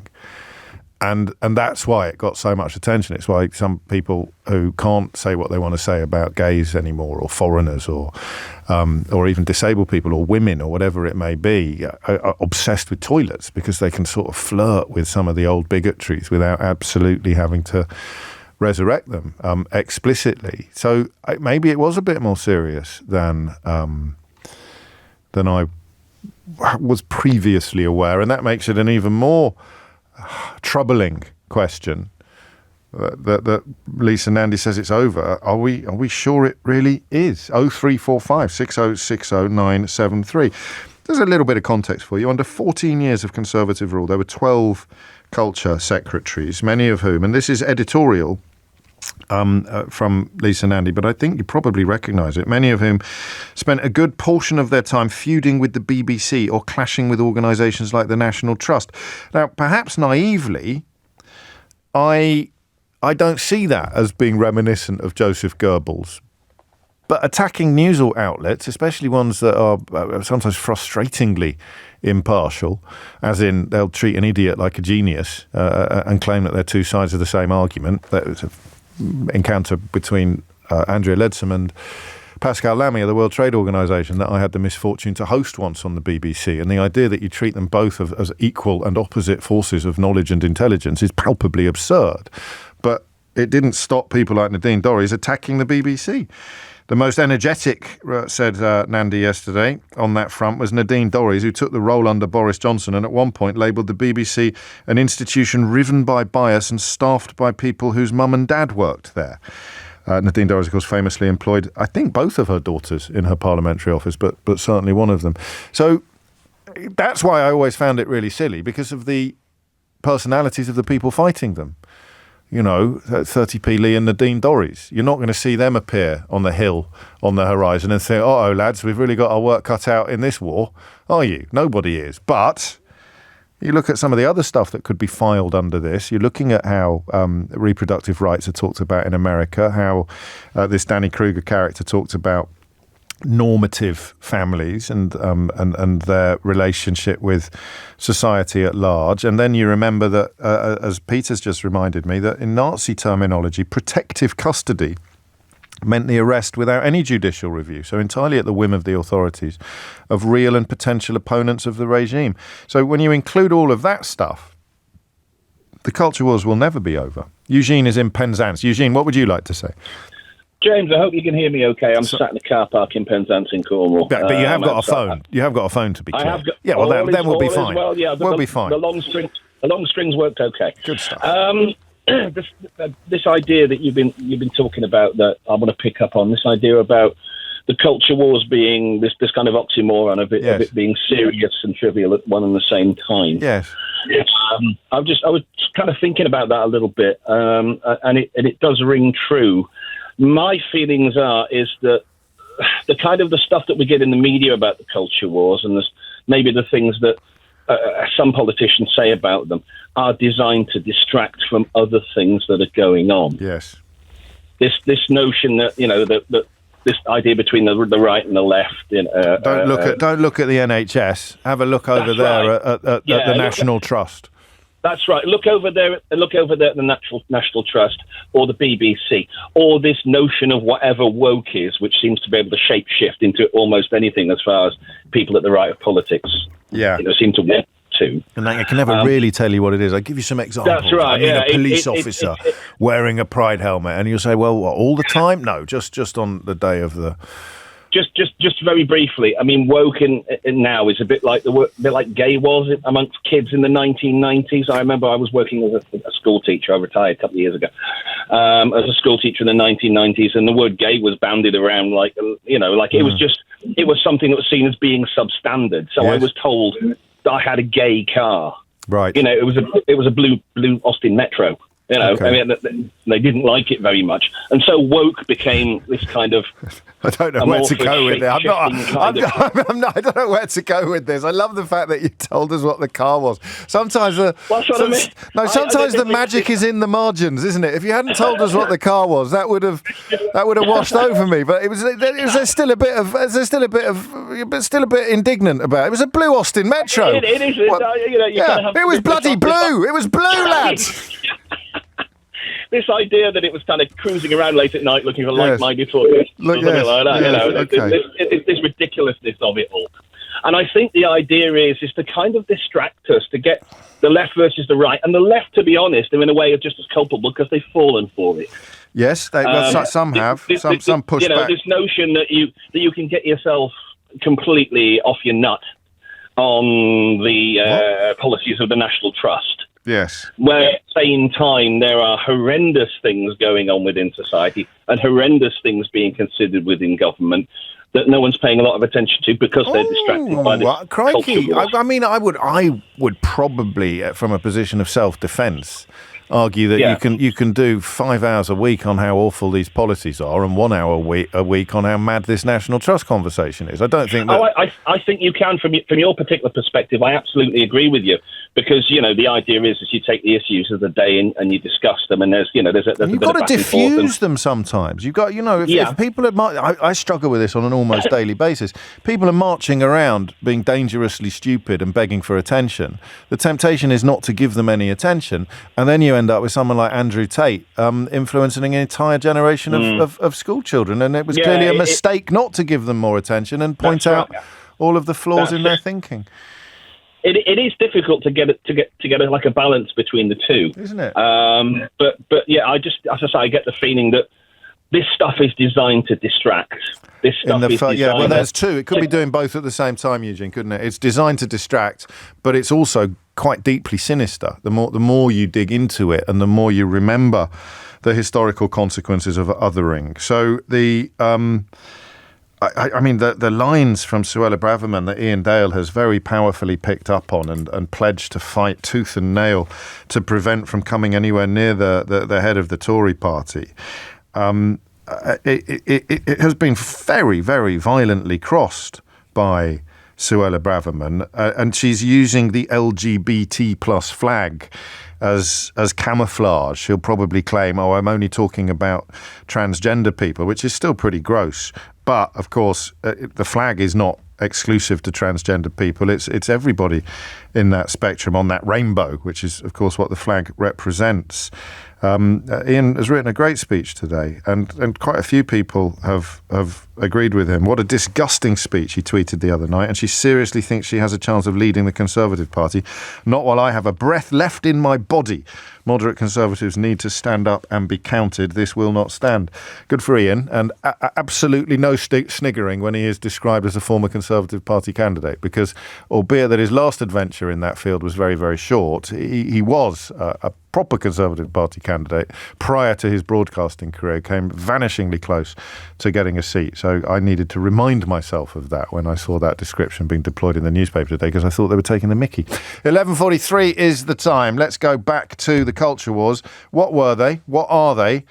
And depending on what your answer is to those two questions, are they actually over, or is Lisa Nandy being a little overly optimistic? There's a lot of it about. George is in Sheffield. George, what do you think?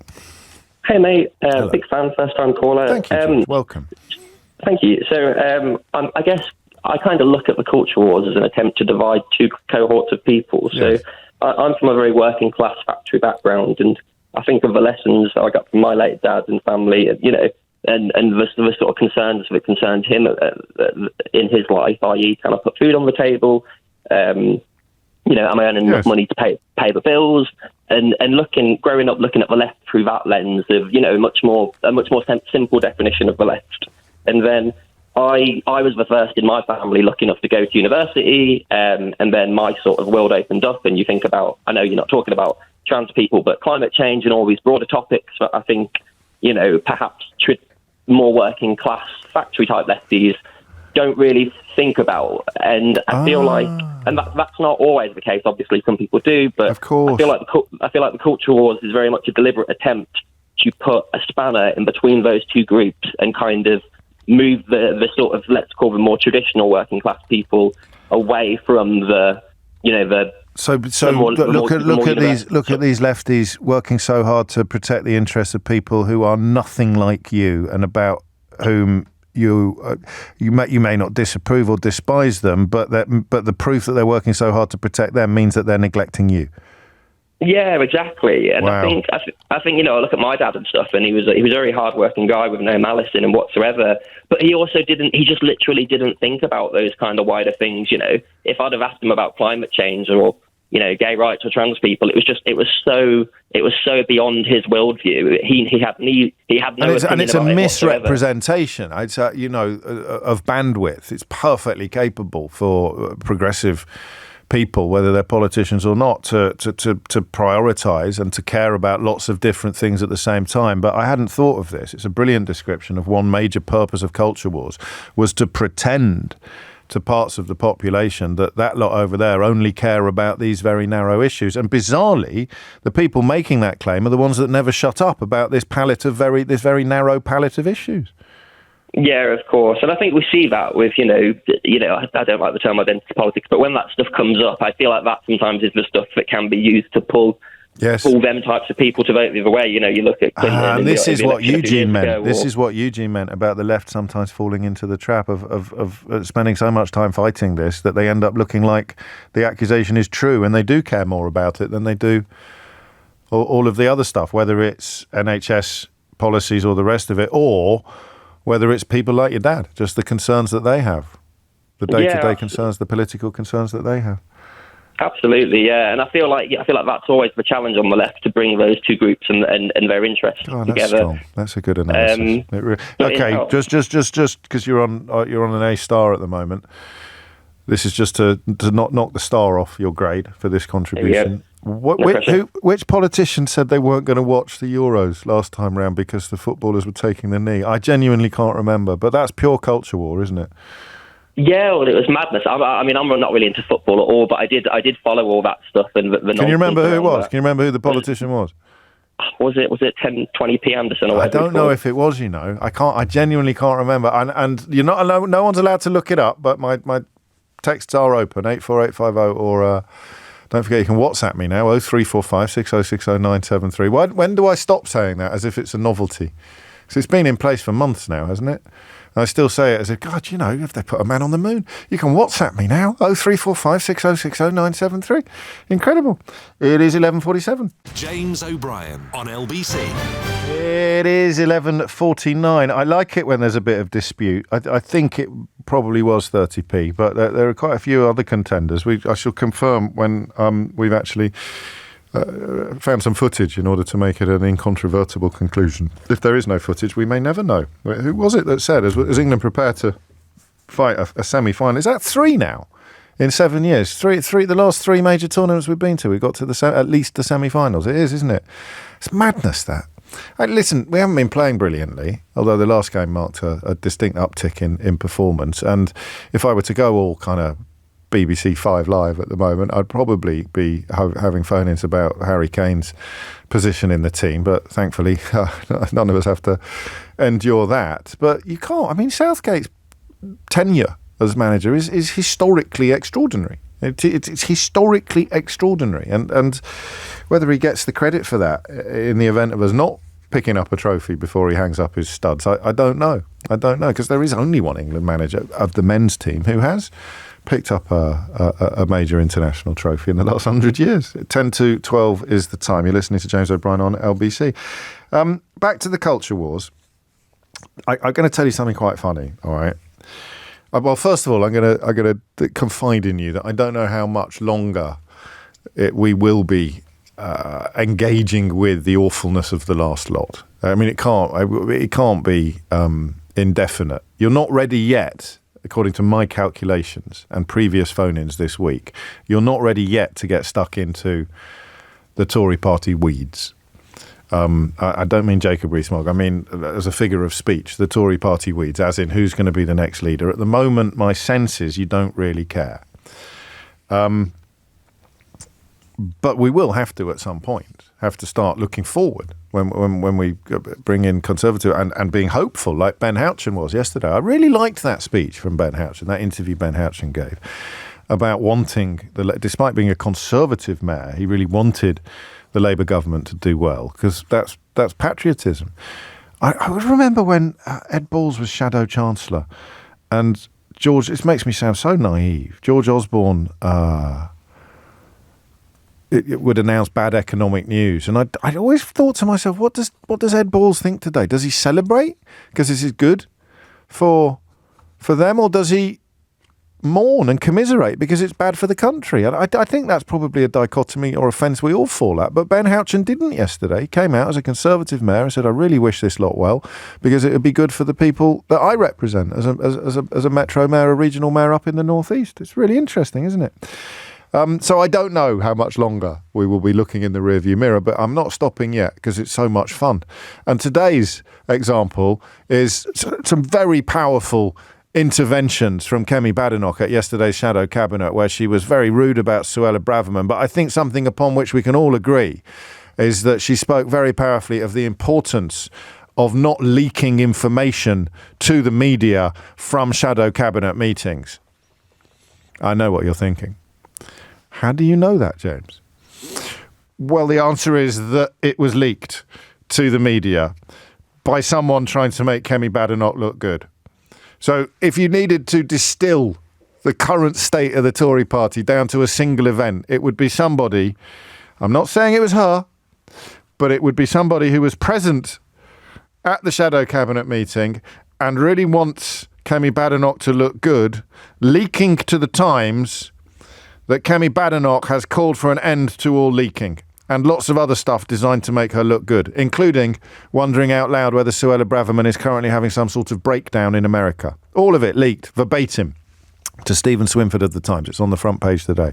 So fair play to Kemi Badenoch for stating that leaking should end, something that we know because someone who wants her to be the next leader of the Tory party, whoever that may be, I'm making no allegations or accusations, somebody who wants Kemi Badenoch to be leader of the Conservative Party, possibly because they agree with her stance on leaking, has leaked to the newspapers that she wants an end to leaking. And she, of course, was a big player in the culture wars, particularly on the question of white privilege and critical race theory, the claim, if you like, that there's almost no such thing as racism, or that history doesn't teach us that black people and white people have been treated differently for decades, indeed millennia. I saw an amazing picture today. It stopped me in my tracks. My mate Robert Lindsay posted it on Twitter, of Ella Fitzgerald under arrest in a jail cell because she'd performed in an area where segregation was still in practice. And as Robert said, the realization that this stuff went on in your lifetime, in this case in his lifetime, not actually in mine, but the realization that this stuff went on in your lifetime is sometimes impossible to recognize. And on the serious side of the culture wars, people hate that stuff being taught. They think it is somehow self-loathing to teach that white people used to treat black people in that way, and that's where they are clearly a more serious issue than I have sometimes allowed. Tom's in Newcastle. Tom, sorry mate, what would you like to say? That's okay. I think your last call, actually, to be honest, changed my mind about why the culture wars were the culture wars. Go on. I think he's right. It was to split the Labour Party. I'd not thought of it like that before. Had you? You hadn't either, had you? No. Look at this lot. They only care about that. They don't care about you. Yeah, and I thought it was more to keep hold of their UKIP voters that were leaving in droves. Yes. And it's more their Oxford PPE degrees coming in and going, well, we can get money from America, rather than them actually believing in it. Well, I think some of them believe in it, but some of them clearly don't. Braverman I'd put in the first category. I'm not quite sure where Badenoch sits, and that they are currently the two front runners in this leadership campaign, although Tim Bale has done some research into it that Sky News published this morning, showing that Badenoch is way, way, way ahead, even among the membership. Tom, thank you. I can tell you've got childcare issues, so I shall detain you no longer, unless it was another bird. I don't think Chirpomatic would be able to identify that one, though. 11:56 is the time. Why is Badenoch ahead? I told you this would happen. Do you remember why? Sometimes I think you don't pay any attention to me. Even my own producer said there was PMQs today. I said, there definitely isn't. And she said, well, I think I'm going to trust the deputy political editor or our political correspondent more than I'm going to trust you, James. And I said, yeah, fair enough. All right, but we're still going to need some topics at 12 o'clock tomorrow. And here we are. It's 11:56 and there is no PMQs today. So you don't trust me enough when I tell you stuff. I told you that Kemi Badenoch would be the front runner, and I told you why. Among the Conservative Party membership, specifically, not among the population or even necessarily among the parliamentary party. But what has Kemi Badenoch been doing that a previous leader of the Tory party did, that would, in any sensible universe, have become the textbook of things not to do if you want to be leader of the Tory party or if you want to be Prime Minister? So because that person did it, no one else should ever go near it. But they're still so troubled as an institution. Kemi Badenoch's done something in the last couple of years that explains why the party membership love her, but also reminds us of the worst person in living memory to have led the Tory party. No, not him, the other one. I'll tell you shortly, if I remember. Chris is in Nottingham. Chris, what was that all about? Good morning, James. Hello, Chris. Well, I'd say the culture wars was a concerted effort to just keep us all angry. Like we'd all hear the dog whistles, and we'd all react to it in different ways. Yeah. So the right would be angry with the left would be tearing into the right. Or each other. Don't forget, that's the great tradition of left-wing politics. And all you do is face any possibility of reasoned debate. How interesting. It just becomes argument. Like that's all that's allowed to breathe in that area. And I think why did they do it? I think it goes back to UKIP withdrawing 317 candidates to allow a Conservative majority. They got an 80-seat majority, and they went, oh, well, this is how you get an 80-seat majority. You hold on to the people who want you to be divisive and exclusionist, and that's how we stay in power. They bought into this fallacy that one of the great things that the Brexit referendum did is it gave the racists a lot of entitlement. They believed that they were the entire 52%. Yes. And the Conservative Party bought into that when they saw that UKIP, giving them their voters, gave them this huge majority. And so they thought they had to carry on. And the problem is that when you're in power, these sort of nativist promises and these empty prejudices can't really translate into policy. So you end up almost being hoisted by your own petard, as they were on immigration, if not so much on Brexit. I mean, there's a lot more going on than perhaps we realised, I think, on this. And some of it may have been conscious, some of it may have been unconscious, but we can certainly all agree that we hope they're over. But it's like Tony Benn said about fascism, or about, I think it was fascism he was talking about. You never win that battle. It's never over. You push back when you can. Sometimes you're on top, sometimes you're not on top, sometimes you're losing the battle, but it's a battle for the ages. You never win. And I wonder whether or not that was something that fell into focus for a lot of us when Roe versus Wade got turned over in America as a consequence of Donald Trump's Supreme Court appointments. When Roe versus Wade was first celebrated, I think it must have felt epochal. It must have felt like a new chapter in history had been written that could never be unwritten. But all these chapters can be unwritten. I've got a mad topic for you next. James O'Brien on LBC. It is 4 minutes after 12 and you are listening to James O'Brien on LBC, where we turn our attention next to it. Listen, I've become latterly a little bit obsessed with people who've just turned on the radio. I can't remember why this happened. I think it's because I was digging into the data a little bit when we became the most popular talk show on commercial radio in the whole of the United Kingdom. It oscillates a little bit between us and the breakfast show, but obviously the tradition of radio means that if the mid-morning show is the biggest show in town, then somebody is doing something very right. And I wanted to look at the data. I was interested in and I'm always struck by, I think we've got the highest retention rate pretty much in the business. Like people, certainly for daytime radio, people listen for longer. But I'm always really offended when I see how many people don't listen for the whole 3 hours. I sort of think, who do you think I'm doing this for? You think I'm here for my own entertainment? You think I'm here for my own amusement? And so that's why Hook and Teasers and things like that is trying to remind you that there are many, many reasons why you should continue listening to the programme. But the converse of that, or the corollary of that, is that I've also started recognising that some people will turn on halfway through. And I've become fascinated by it. In fact, almost to the point where I wonder if we can put together some sort of mad archive by what happens when you turn your radio on and you hear, the first thing you hear is me saying something completely ridiculous or something that completely out of context sounds horrifying or hilarious. Like, what if you turned on and literally just caught me in the last hour trying to identify using my mobile phone app what bird was singing in Lil's garden?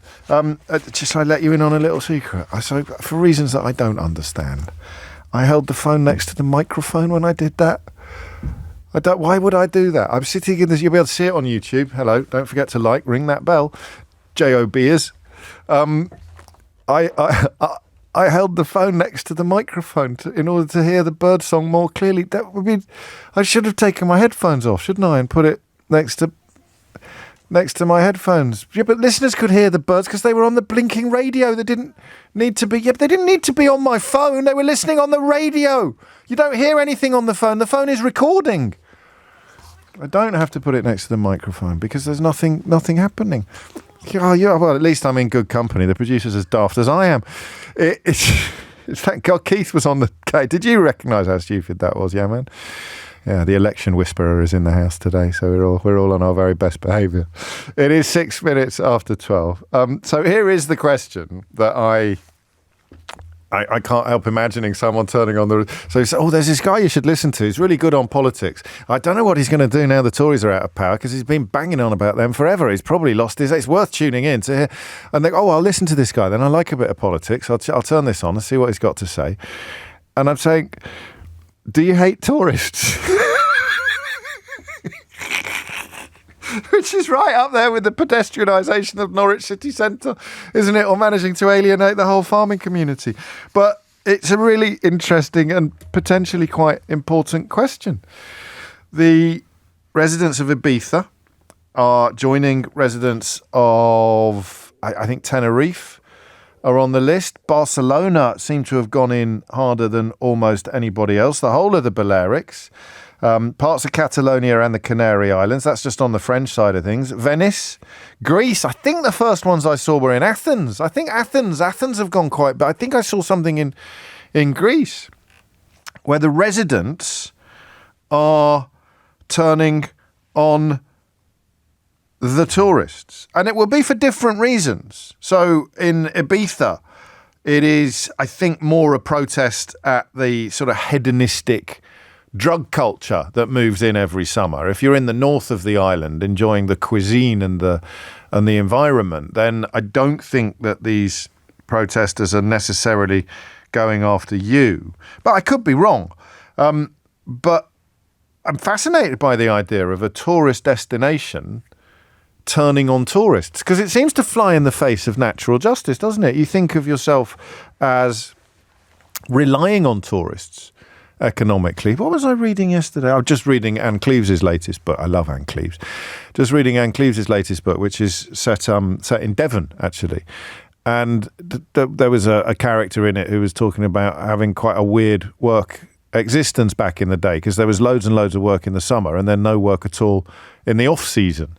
And I've got a lot of friends in Greece and they do very different jobs. They almost all work in some tourist adjacent industry during the summer, but in some of their cases I've got no idea what they do during the winter. So I've always thought that the case for tourism in societies or villages that rely on tourism was pretty strong. Venice is different. I presume that day trippers are turning up in Venice almost all year round. It'll be much busier in summer, but it won't actually be closed in the way that parts of Southern Europe, other parts of Southern Europe are. But these protests now are getting huge. They are, in Barcelona, they've started using water pistols to attack tourists sitting at tables. Marchers spraying water at diners, eating al fresco. Now, maybe this is relevant. Eating at Taco Bell and a Bivio Steakhouse. Now, I don't know whether the Bivio Steakhouse is part of an international chain. And if it is, then that might be why they were getting attacked, because they're not sitting in a tapas bar having some delicious, authentic cuisine. And certainly in Ibiza, one of the protesters said that they are not against British tourism, but fighting against the type of tourism attracted to our island. We welcome anybody who wants to enjoy our local culture, gastronomy, local traditions, beautiful beaches and covers, but we're against the massification.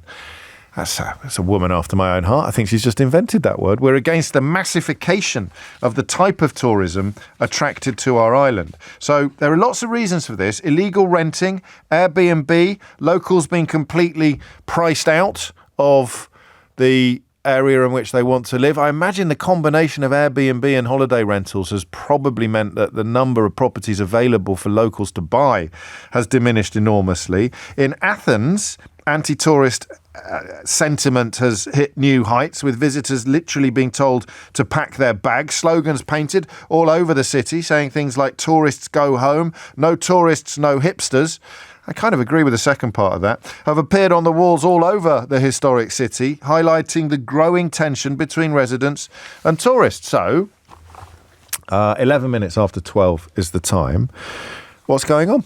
We did a What Was That All About in the last hour. We'll do a What's Going On in this hour. Tourism especially, and we have established, haven't we, in recent years, that the tentacles of this programme reach into all corners of the globe, particularly tourist destinations in continental Europe. But I think there's probably a British element of this as well. And it doesn't at first glance make any sense. The entire society is not beloved of the tourists, even though the tourists are in many cases the largest contributory factor to that society's economy. I'm thinking of small societies. I'm thinking of town, county-based, resort-based societies. So we know that people in Cornwall in particular, and to a lesser extent Norfolk, where I spend a lot of time, are increasingly furious about what second home ownership does to the domestic property market. I don't know what you can do about that except tax the second homes even more to make them less attractive purchases and hopefully then free up some of the real estate for so you know, people who would go, I'd love to buy a second home in Norfolk, and then they look at the scenario and go, excellent, I can afford that. But then there'd be lots of people who, if the taxes were much higher, would go, actually, as it turns out, I can't afford that. But what do? Do they go and buy a smaller place? Anyway, we're not coming up with the solutions today. We're coming up with the questions. And the question is, do you hate tourists? 0345 6060 973. Can you explain to me why anti-tourist sentiment across Southern Europe in particular is reaching fever pitch? It's not something I have ever come across before, except in the context of second home ownership in Cornwall and places like that. But what? Because if it's to do with Airbnb ownership, why are they taking it out on the tourists? It's not the tourists' fault that bloke up the road, you know, Dirty Gertie at number 30, has bought 5 flats, and instead of renting them out to locals, she's sticking them on Airbnb and making more money for the 6 months of the year that they're full during the summer than she would if she rented it out at a market rate for the entire 12 months. So 6 months empty, 6 months full, say, you know, €1,000 a month, and she ends up making more than she would if it was 12 months full at €400 a month. That's maths, that is. So why are tourists across Southern Europe getting it in the neck? And what is the British equivalent? So I'm struck by the success that far-right or very anti-immigrant parties have in British seaside resorts, former British seaside resorts. But that is because they're not popular destinations anymore.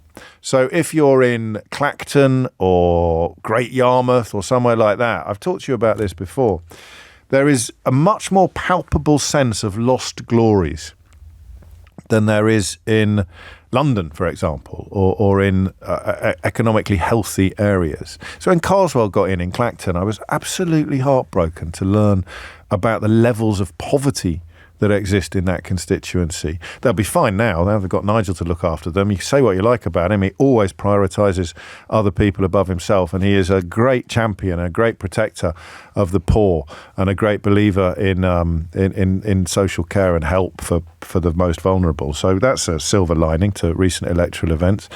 And if you believe that, I've got a bridge you might be interested in buying. But the seaside towns have got this real...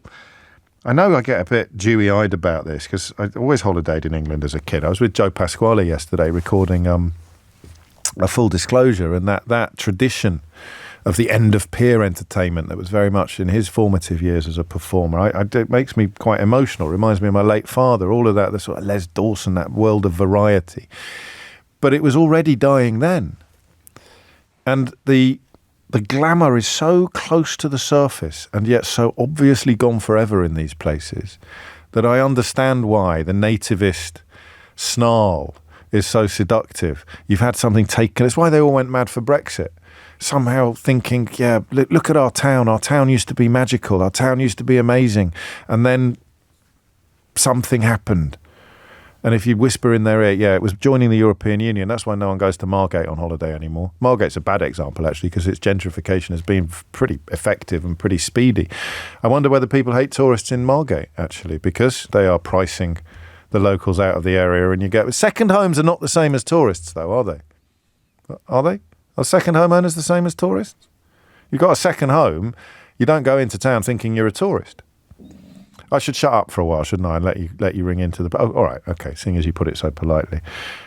What's going on? Has it happened? 0345 6060 973 is the number you need. As a resident of wherever you are, and we will include Britain in this, although I guess most obviously we're looking at Greece, we're looking at Spain, looking at all parts of Spain, particularly the Balearics and the Canary Islands.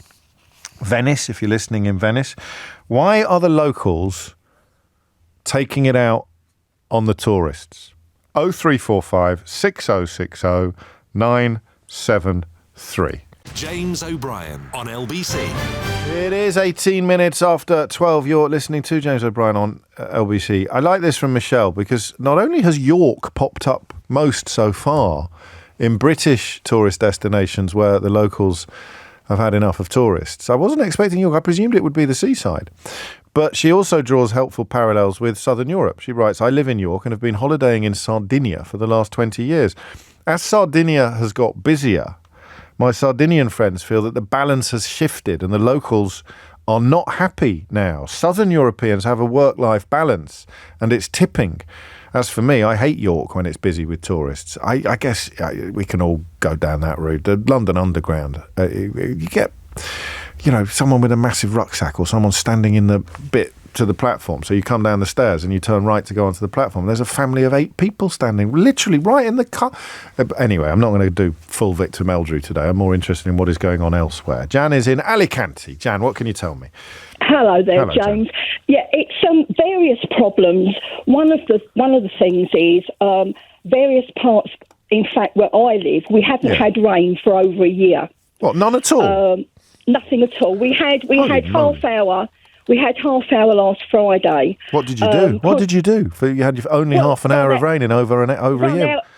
Ran out in it and did a rain dance. Yeah, I bet you did. So much so that we've got no water at all. Oh. We've drained our swimming pool, and we're using that for showers and washing up. But anyway, this is one of the problems. Blimey. Now, because of Brexit, people are only allowed here for 3 months.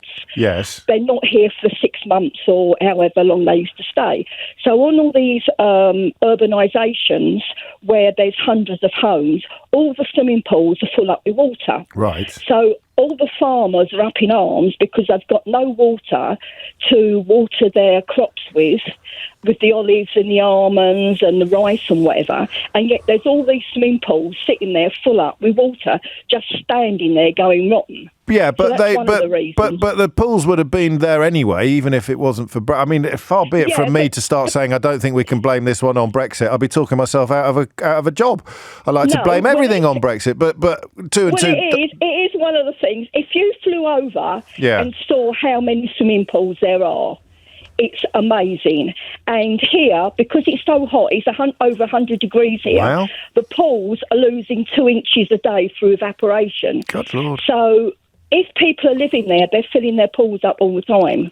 So this is a climate change issue, actually. But yes, we've talked many times on this programme about how keen people are either to ignore the climate change issue or even in some mad cases deny it. It's a lot easier to blame it on swimming pools. Partly. Yeah. But that's one of the things. The other thing is with the Airbnb, which is also a problem in England, lots of people live on urbanisations, Spanish and English and other nationalities who have got their residence here and live here all year. What happens if you're living there all year and you've got a place next door to you that people rent out to Airbnb? You can have 14 teenagers turn up in a 3-bedroom house. And there's a crossover. But so that you've done it. You've nailed it, because that is where the second homeowner and the tourist meet. I'm a second homeowner, but I'm renting it out to tourists, and I've got no control over who's going to move into your next door neighbour's home. So that might be why some of these rules, you may not even know this, because I don't imagine that they affect you personally, certainly not as a performer, Jan, but Alicante has got new noise-related restrictions. There's lots. Yes, what's everywhere. that for? Because what happens, you're getting teenagers like the pools, like you might have 10 houses with their own communal pool. You get 14 teenagers turn up in one 3-bedroom house. They want to be in the pool all night long. 3 o'clock in the morning. morning. Playing music at top of their voice, shouting and screaming. Wow. All the people who live there can't get to sleep. Their whole summer. That's all making sense. So there's going to be because of these people. Yeah, because it's happening all summer, as you say. Yeah. I mean, so the owner probably should care more. Certainly, the agents. They don't. As long as they're getting the money. Plus, also, there's nowhere for the Spanish people to rent. Most people in Spain are on low wages, and they can only afford 300 to 400 euros a month.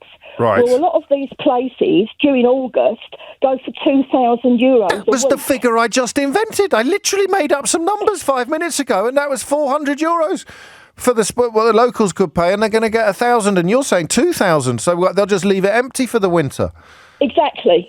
I sense- And this is what happens because they make all their money up through the summer and then don't bother during the winter, so they sit there empty. I'm going to have to move on, otherwise there's not going to be any room for anyone else left to contribute. You'd have covered everything. It feels to me as though you're a pressure cooker whose lid blew off when you heard that this topic was coming up on the programme today. Yes, I was. I've been waiting for a while. Yeah, well, better late than never, eh? Okay, James. You take care, Jan. It's lovely to talk to you. 24 minutes after 12 is the time.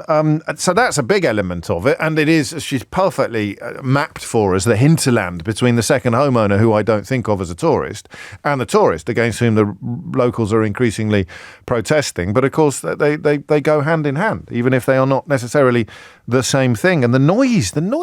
Have you ever had that on holiday? There's nothing worse than not being able to get to sleep, is there? But imagine if it's your holiday home and it's been idyllic for 10 years.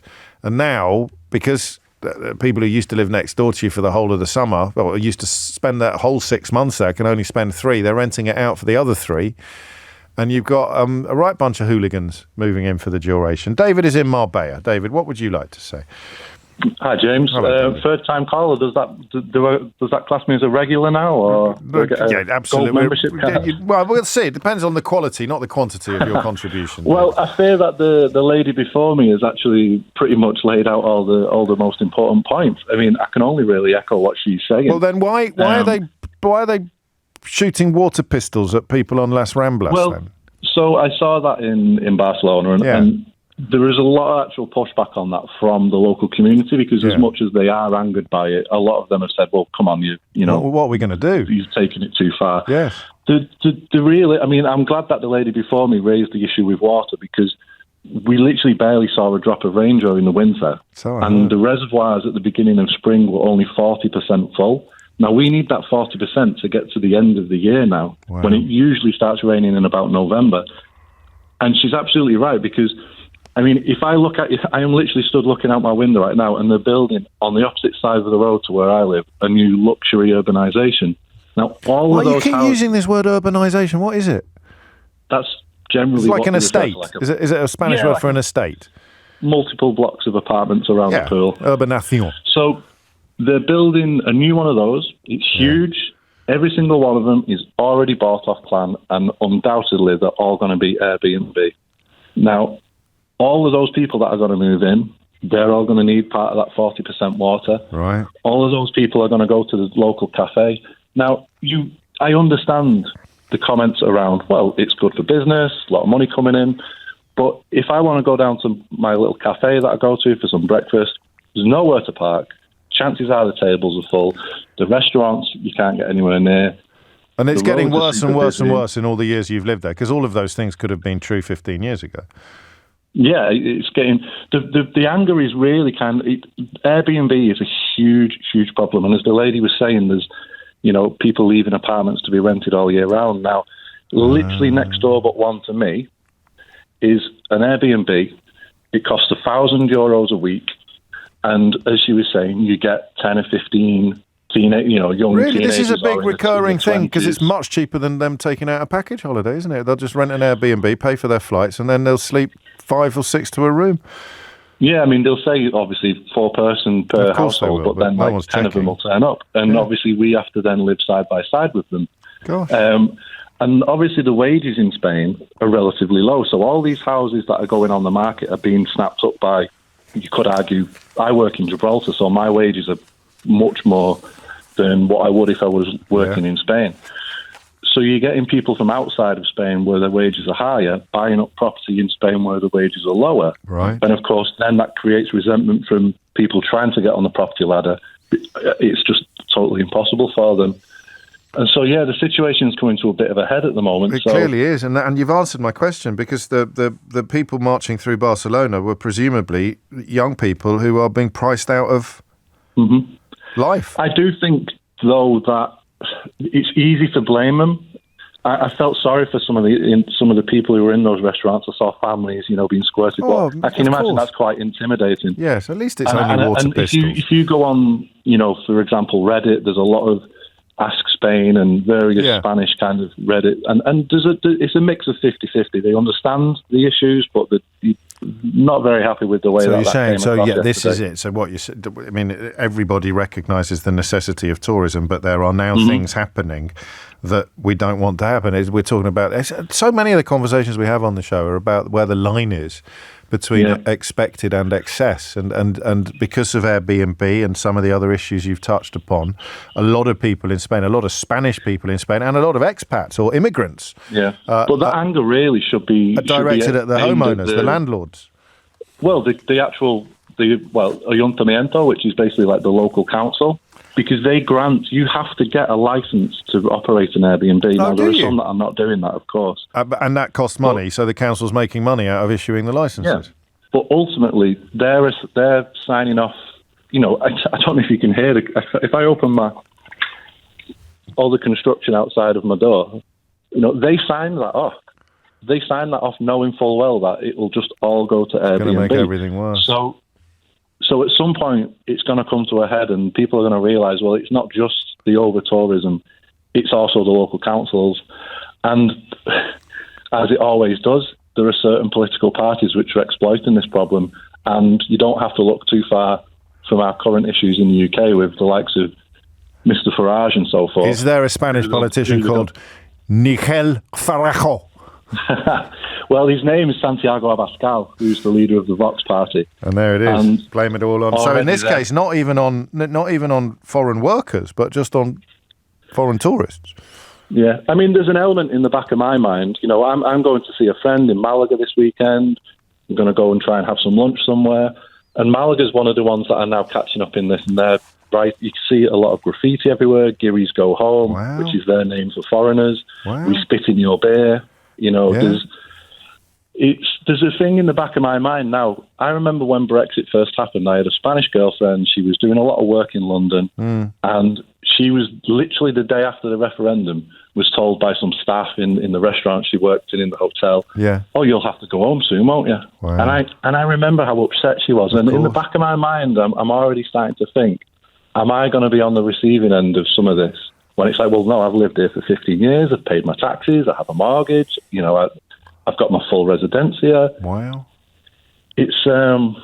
I hope not. Obviously, just on a personal level, I hope not. And on a political level, the segue from tourist to immigrant is not part of the Brexit process. It was very much people who live here that the Brexit lot wanted to get rid of.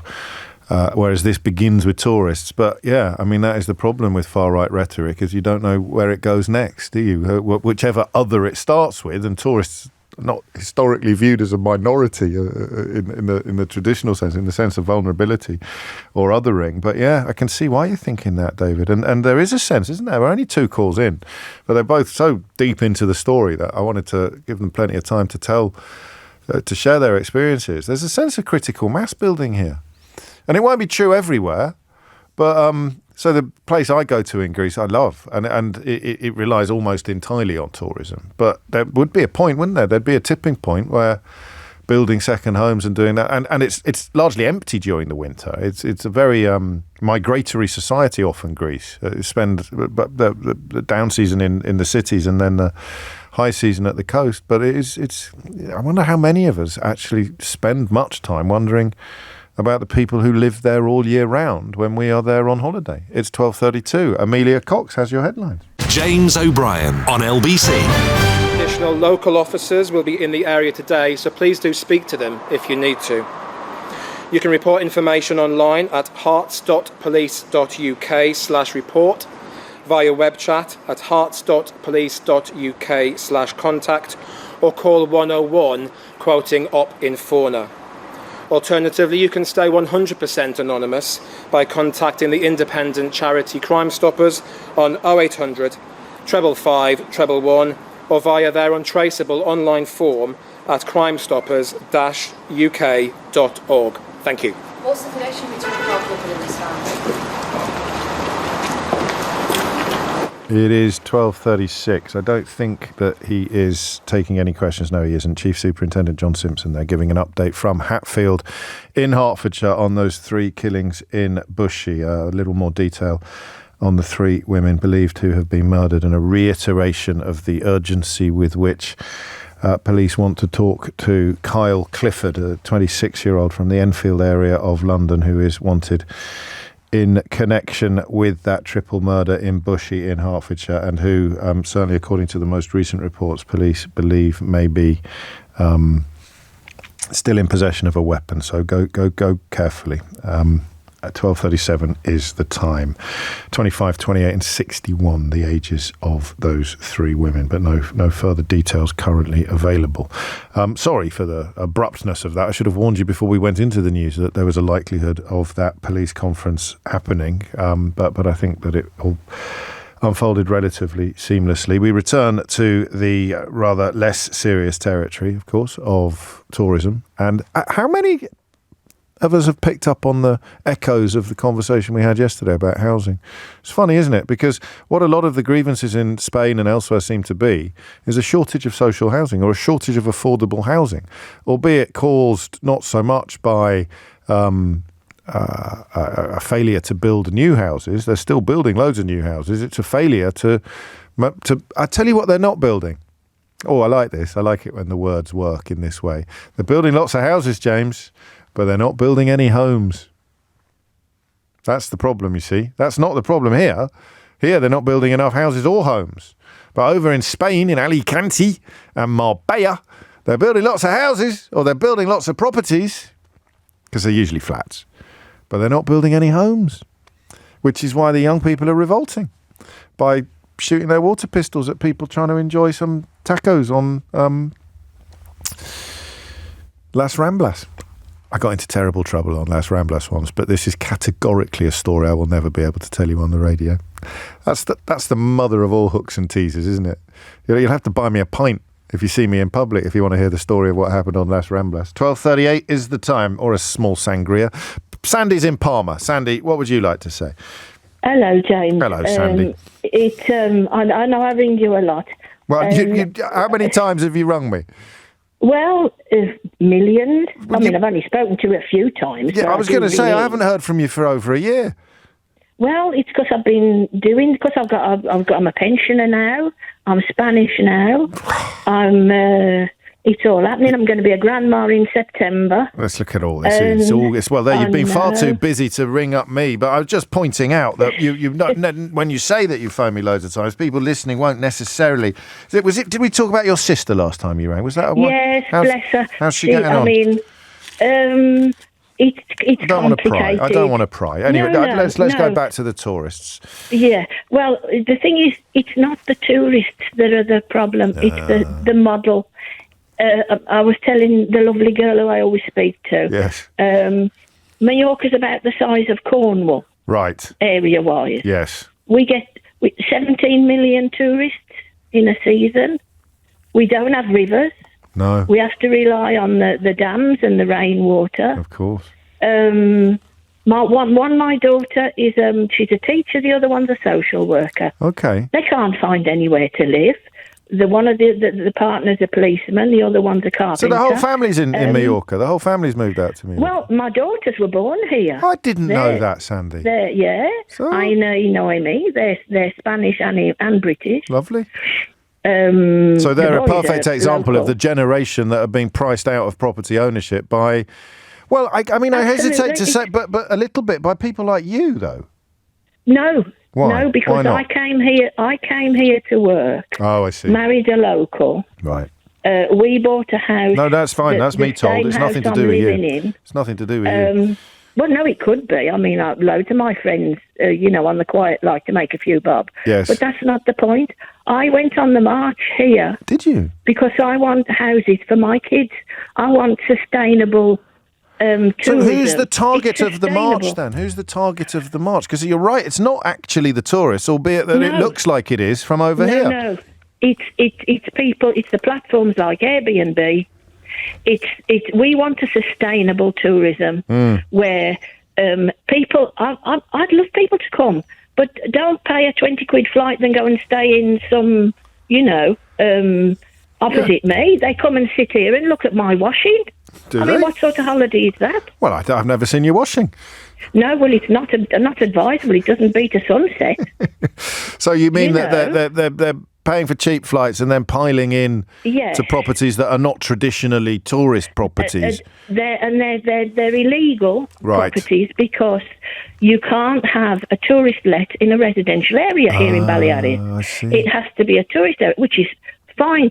If there's a tourist let, the government controls the number of lets that are available, the places. But of course, in my block, we don't have fire extinguishers. We don't have emergency exits. Oh. A lot of the houses here have gas bottles. Yeah. I mean, some of the people who come over, I don't think they would know how to use a gas bottle. No, it's quite scary that. Although, have I ever told you my only Mallorcan-based anecdote? No, go on. Oh, well. Was I in it? No, you're not in it. But the caretaker of the apartment block I was staying in was called Pepe. Yes. And I was staying with, it was the first time I ever flew. I was 11 or 12. I went to stay with my friend Justin. And they had a place in Mallorca. And one time, Justin's mum thought she could smell gas. So she found Pepe and said, Pepe, I think I can smell gas.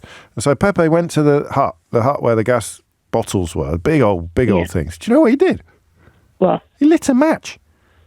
Oh, yes, they do. They used to do that in the old days. You're supposed to use fairy liquid and rub it round where the hole is. Are we talking about your bubbles, washing now? Are we talking about your washing again now? No, we're talking about finding gas leaks in a gas bottle. And you look for the bubbles.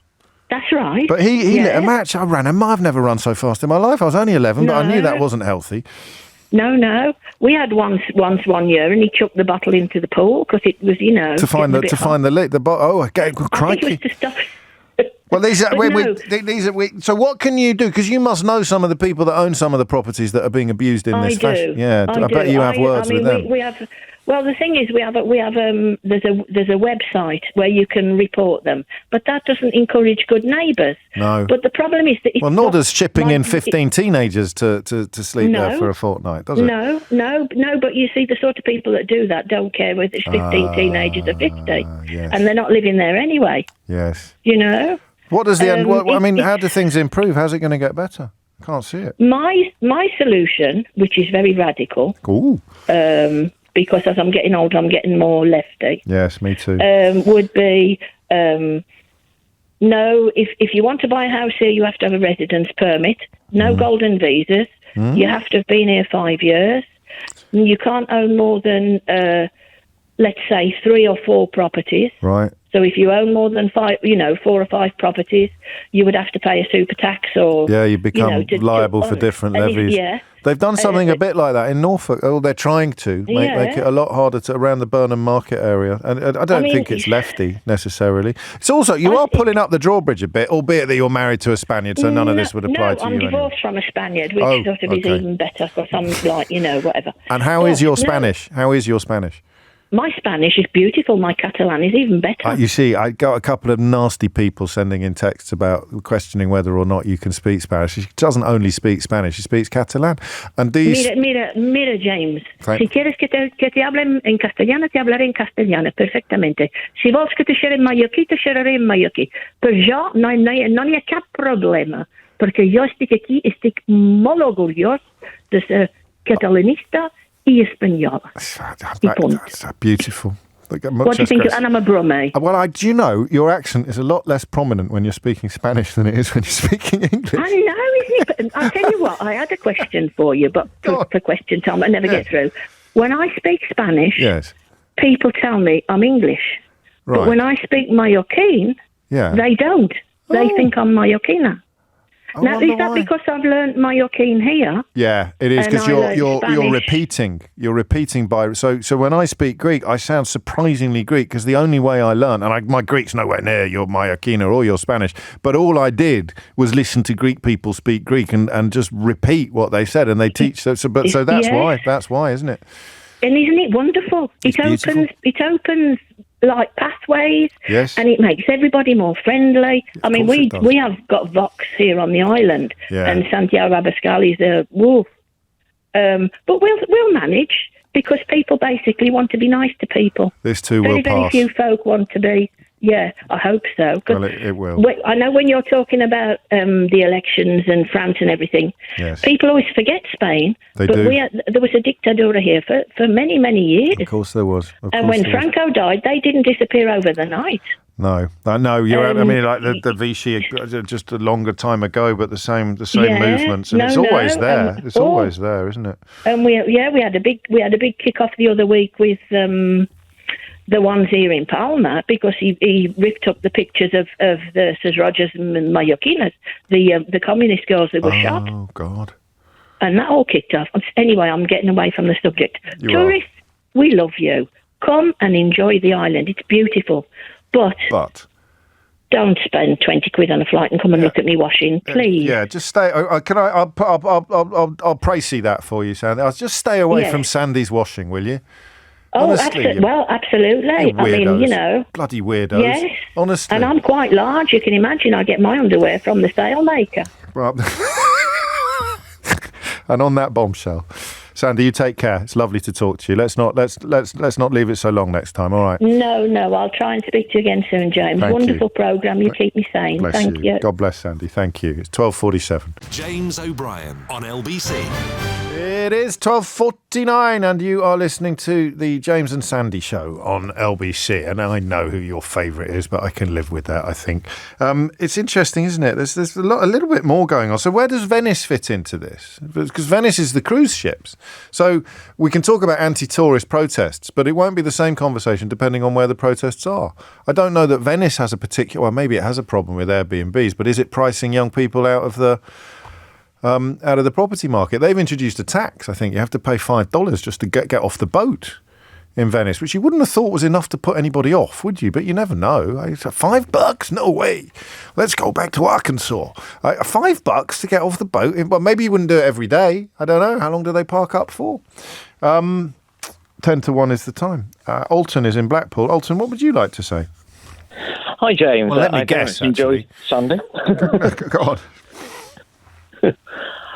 I live in Blackpool and I run a guest house. So obviously... You're quite fond of tourists. I'm quite fond of tourists, but I do see a lot of complaints, and I think it's for different issues. We don't lack water in Blackpool. No. I mean, I don't want to put anyone off travelling there, but we do have problems with water in this country, as has been very, very well documented. Absolutely. We won't go into that one. No. And I don't think it's a second homes issue here. No. I think what it is, it's about deprivation and years of under investment. So where I'm going with this is, at the moment, the council, as people insist on calling it, the council are spending a lot of money. There's a lot of investment going into Blackpool, which I think is a very positive thing.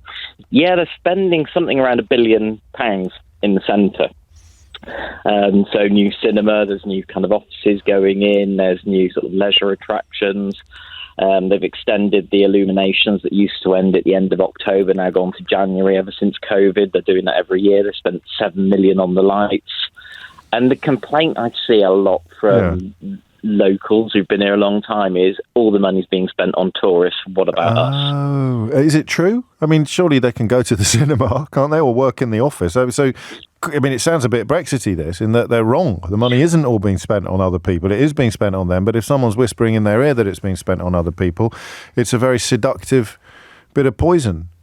Absolutely. I mean, I think there is something like that. And I think people, I mean, obviously, there's some of us who work directly in the tourist industry. Yes. But I think people forget in a town like Blackpool, if it wasn't for the tourists, then all the other industries, I'm not just talking pubs and clubs and all of that kind of thing, but everybody is benefiting from tourists coming here, because I think Blackpool's population, I believe, don't quote me on this, peaks at about 2 million in the summer, right? Whereas its normal population is 150,000. So Blackpool is still a big time tourist destination then? Absolutely. I mean, it's increasing as well. The footfall in the town centre, I believe, increased last year. I mean, after COVID, it went a bit mad. I thought it was declining. I mean, I used to go to Blackpool. I used to do the Golden Mile. The Doctor Who exhibition on the Golden Mile was one of the... It's not still there, is it? It's not there anymore, I was going to say, it's one of the highlights of my childhood. That absolutely loved it. But I don't know why. I thought that Blackpool had kind of had the stuffing knocked out of it, and that also that a lot of people got moved there who couldn't settle anywhere else, and that had a detrimental effect on the town as well. There is some of that, but I mean, some of the investment is big new hotels. Wow. So Holiday Inn have just built a massive one, and they've also partly invested in the extension of the tramway. Mrs. O'Brien. I want to persuade Mrs. O'Brien to. I just mean that, to come to Blackpool for a long weekend, or can't go to Blackpool for the week. I've got such happy memories about the tower's still there, isn't it? The tower is most definitely still here. Yeah. The Big Dipper's still there? The Big Dipper is that celebrated. Was it 100 years last year? That is rickety. To be fair, I probably wouldn't go on that now. Something happens when you hit about 28, and things that used to be. I used to be a bit of a daredevil, but now roller coasters become a bit scary as you get older. It's quite weird, but that's a permanent one as well, so less scary than some of the temporary ones. I went on the Big Dipper about 6 months after having major abdominal surgery. How was that? Everything all right?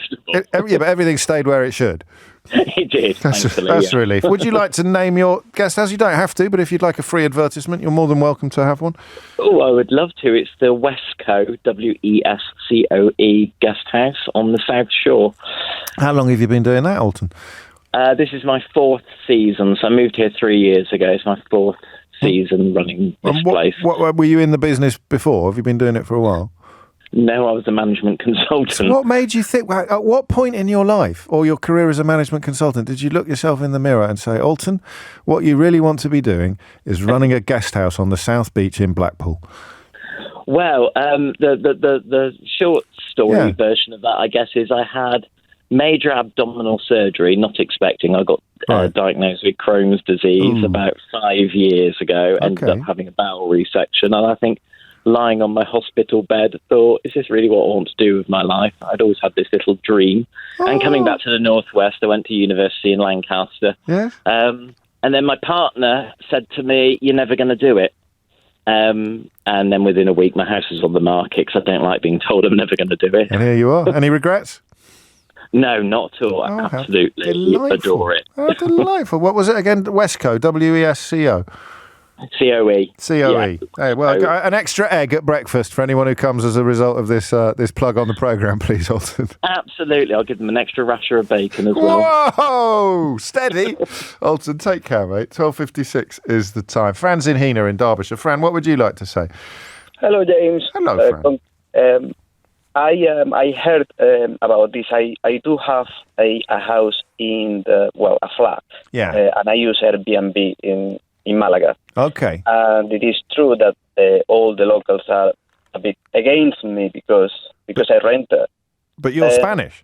But I'm Spanish. But you rent it to foreigners. For example. Yes. But let me take you. I'll be very quick. Okay. Back to 2005 when I finished my degree. Yeah. And I went to a bank in Spain and I said, how much I have to earn to buy a house? And this is almost 20 years ago. Yes. And they said, you'll never do it, mate. Really? They didn't say it like that. Well, of course they didn't. They said it in Spanish. Yeah.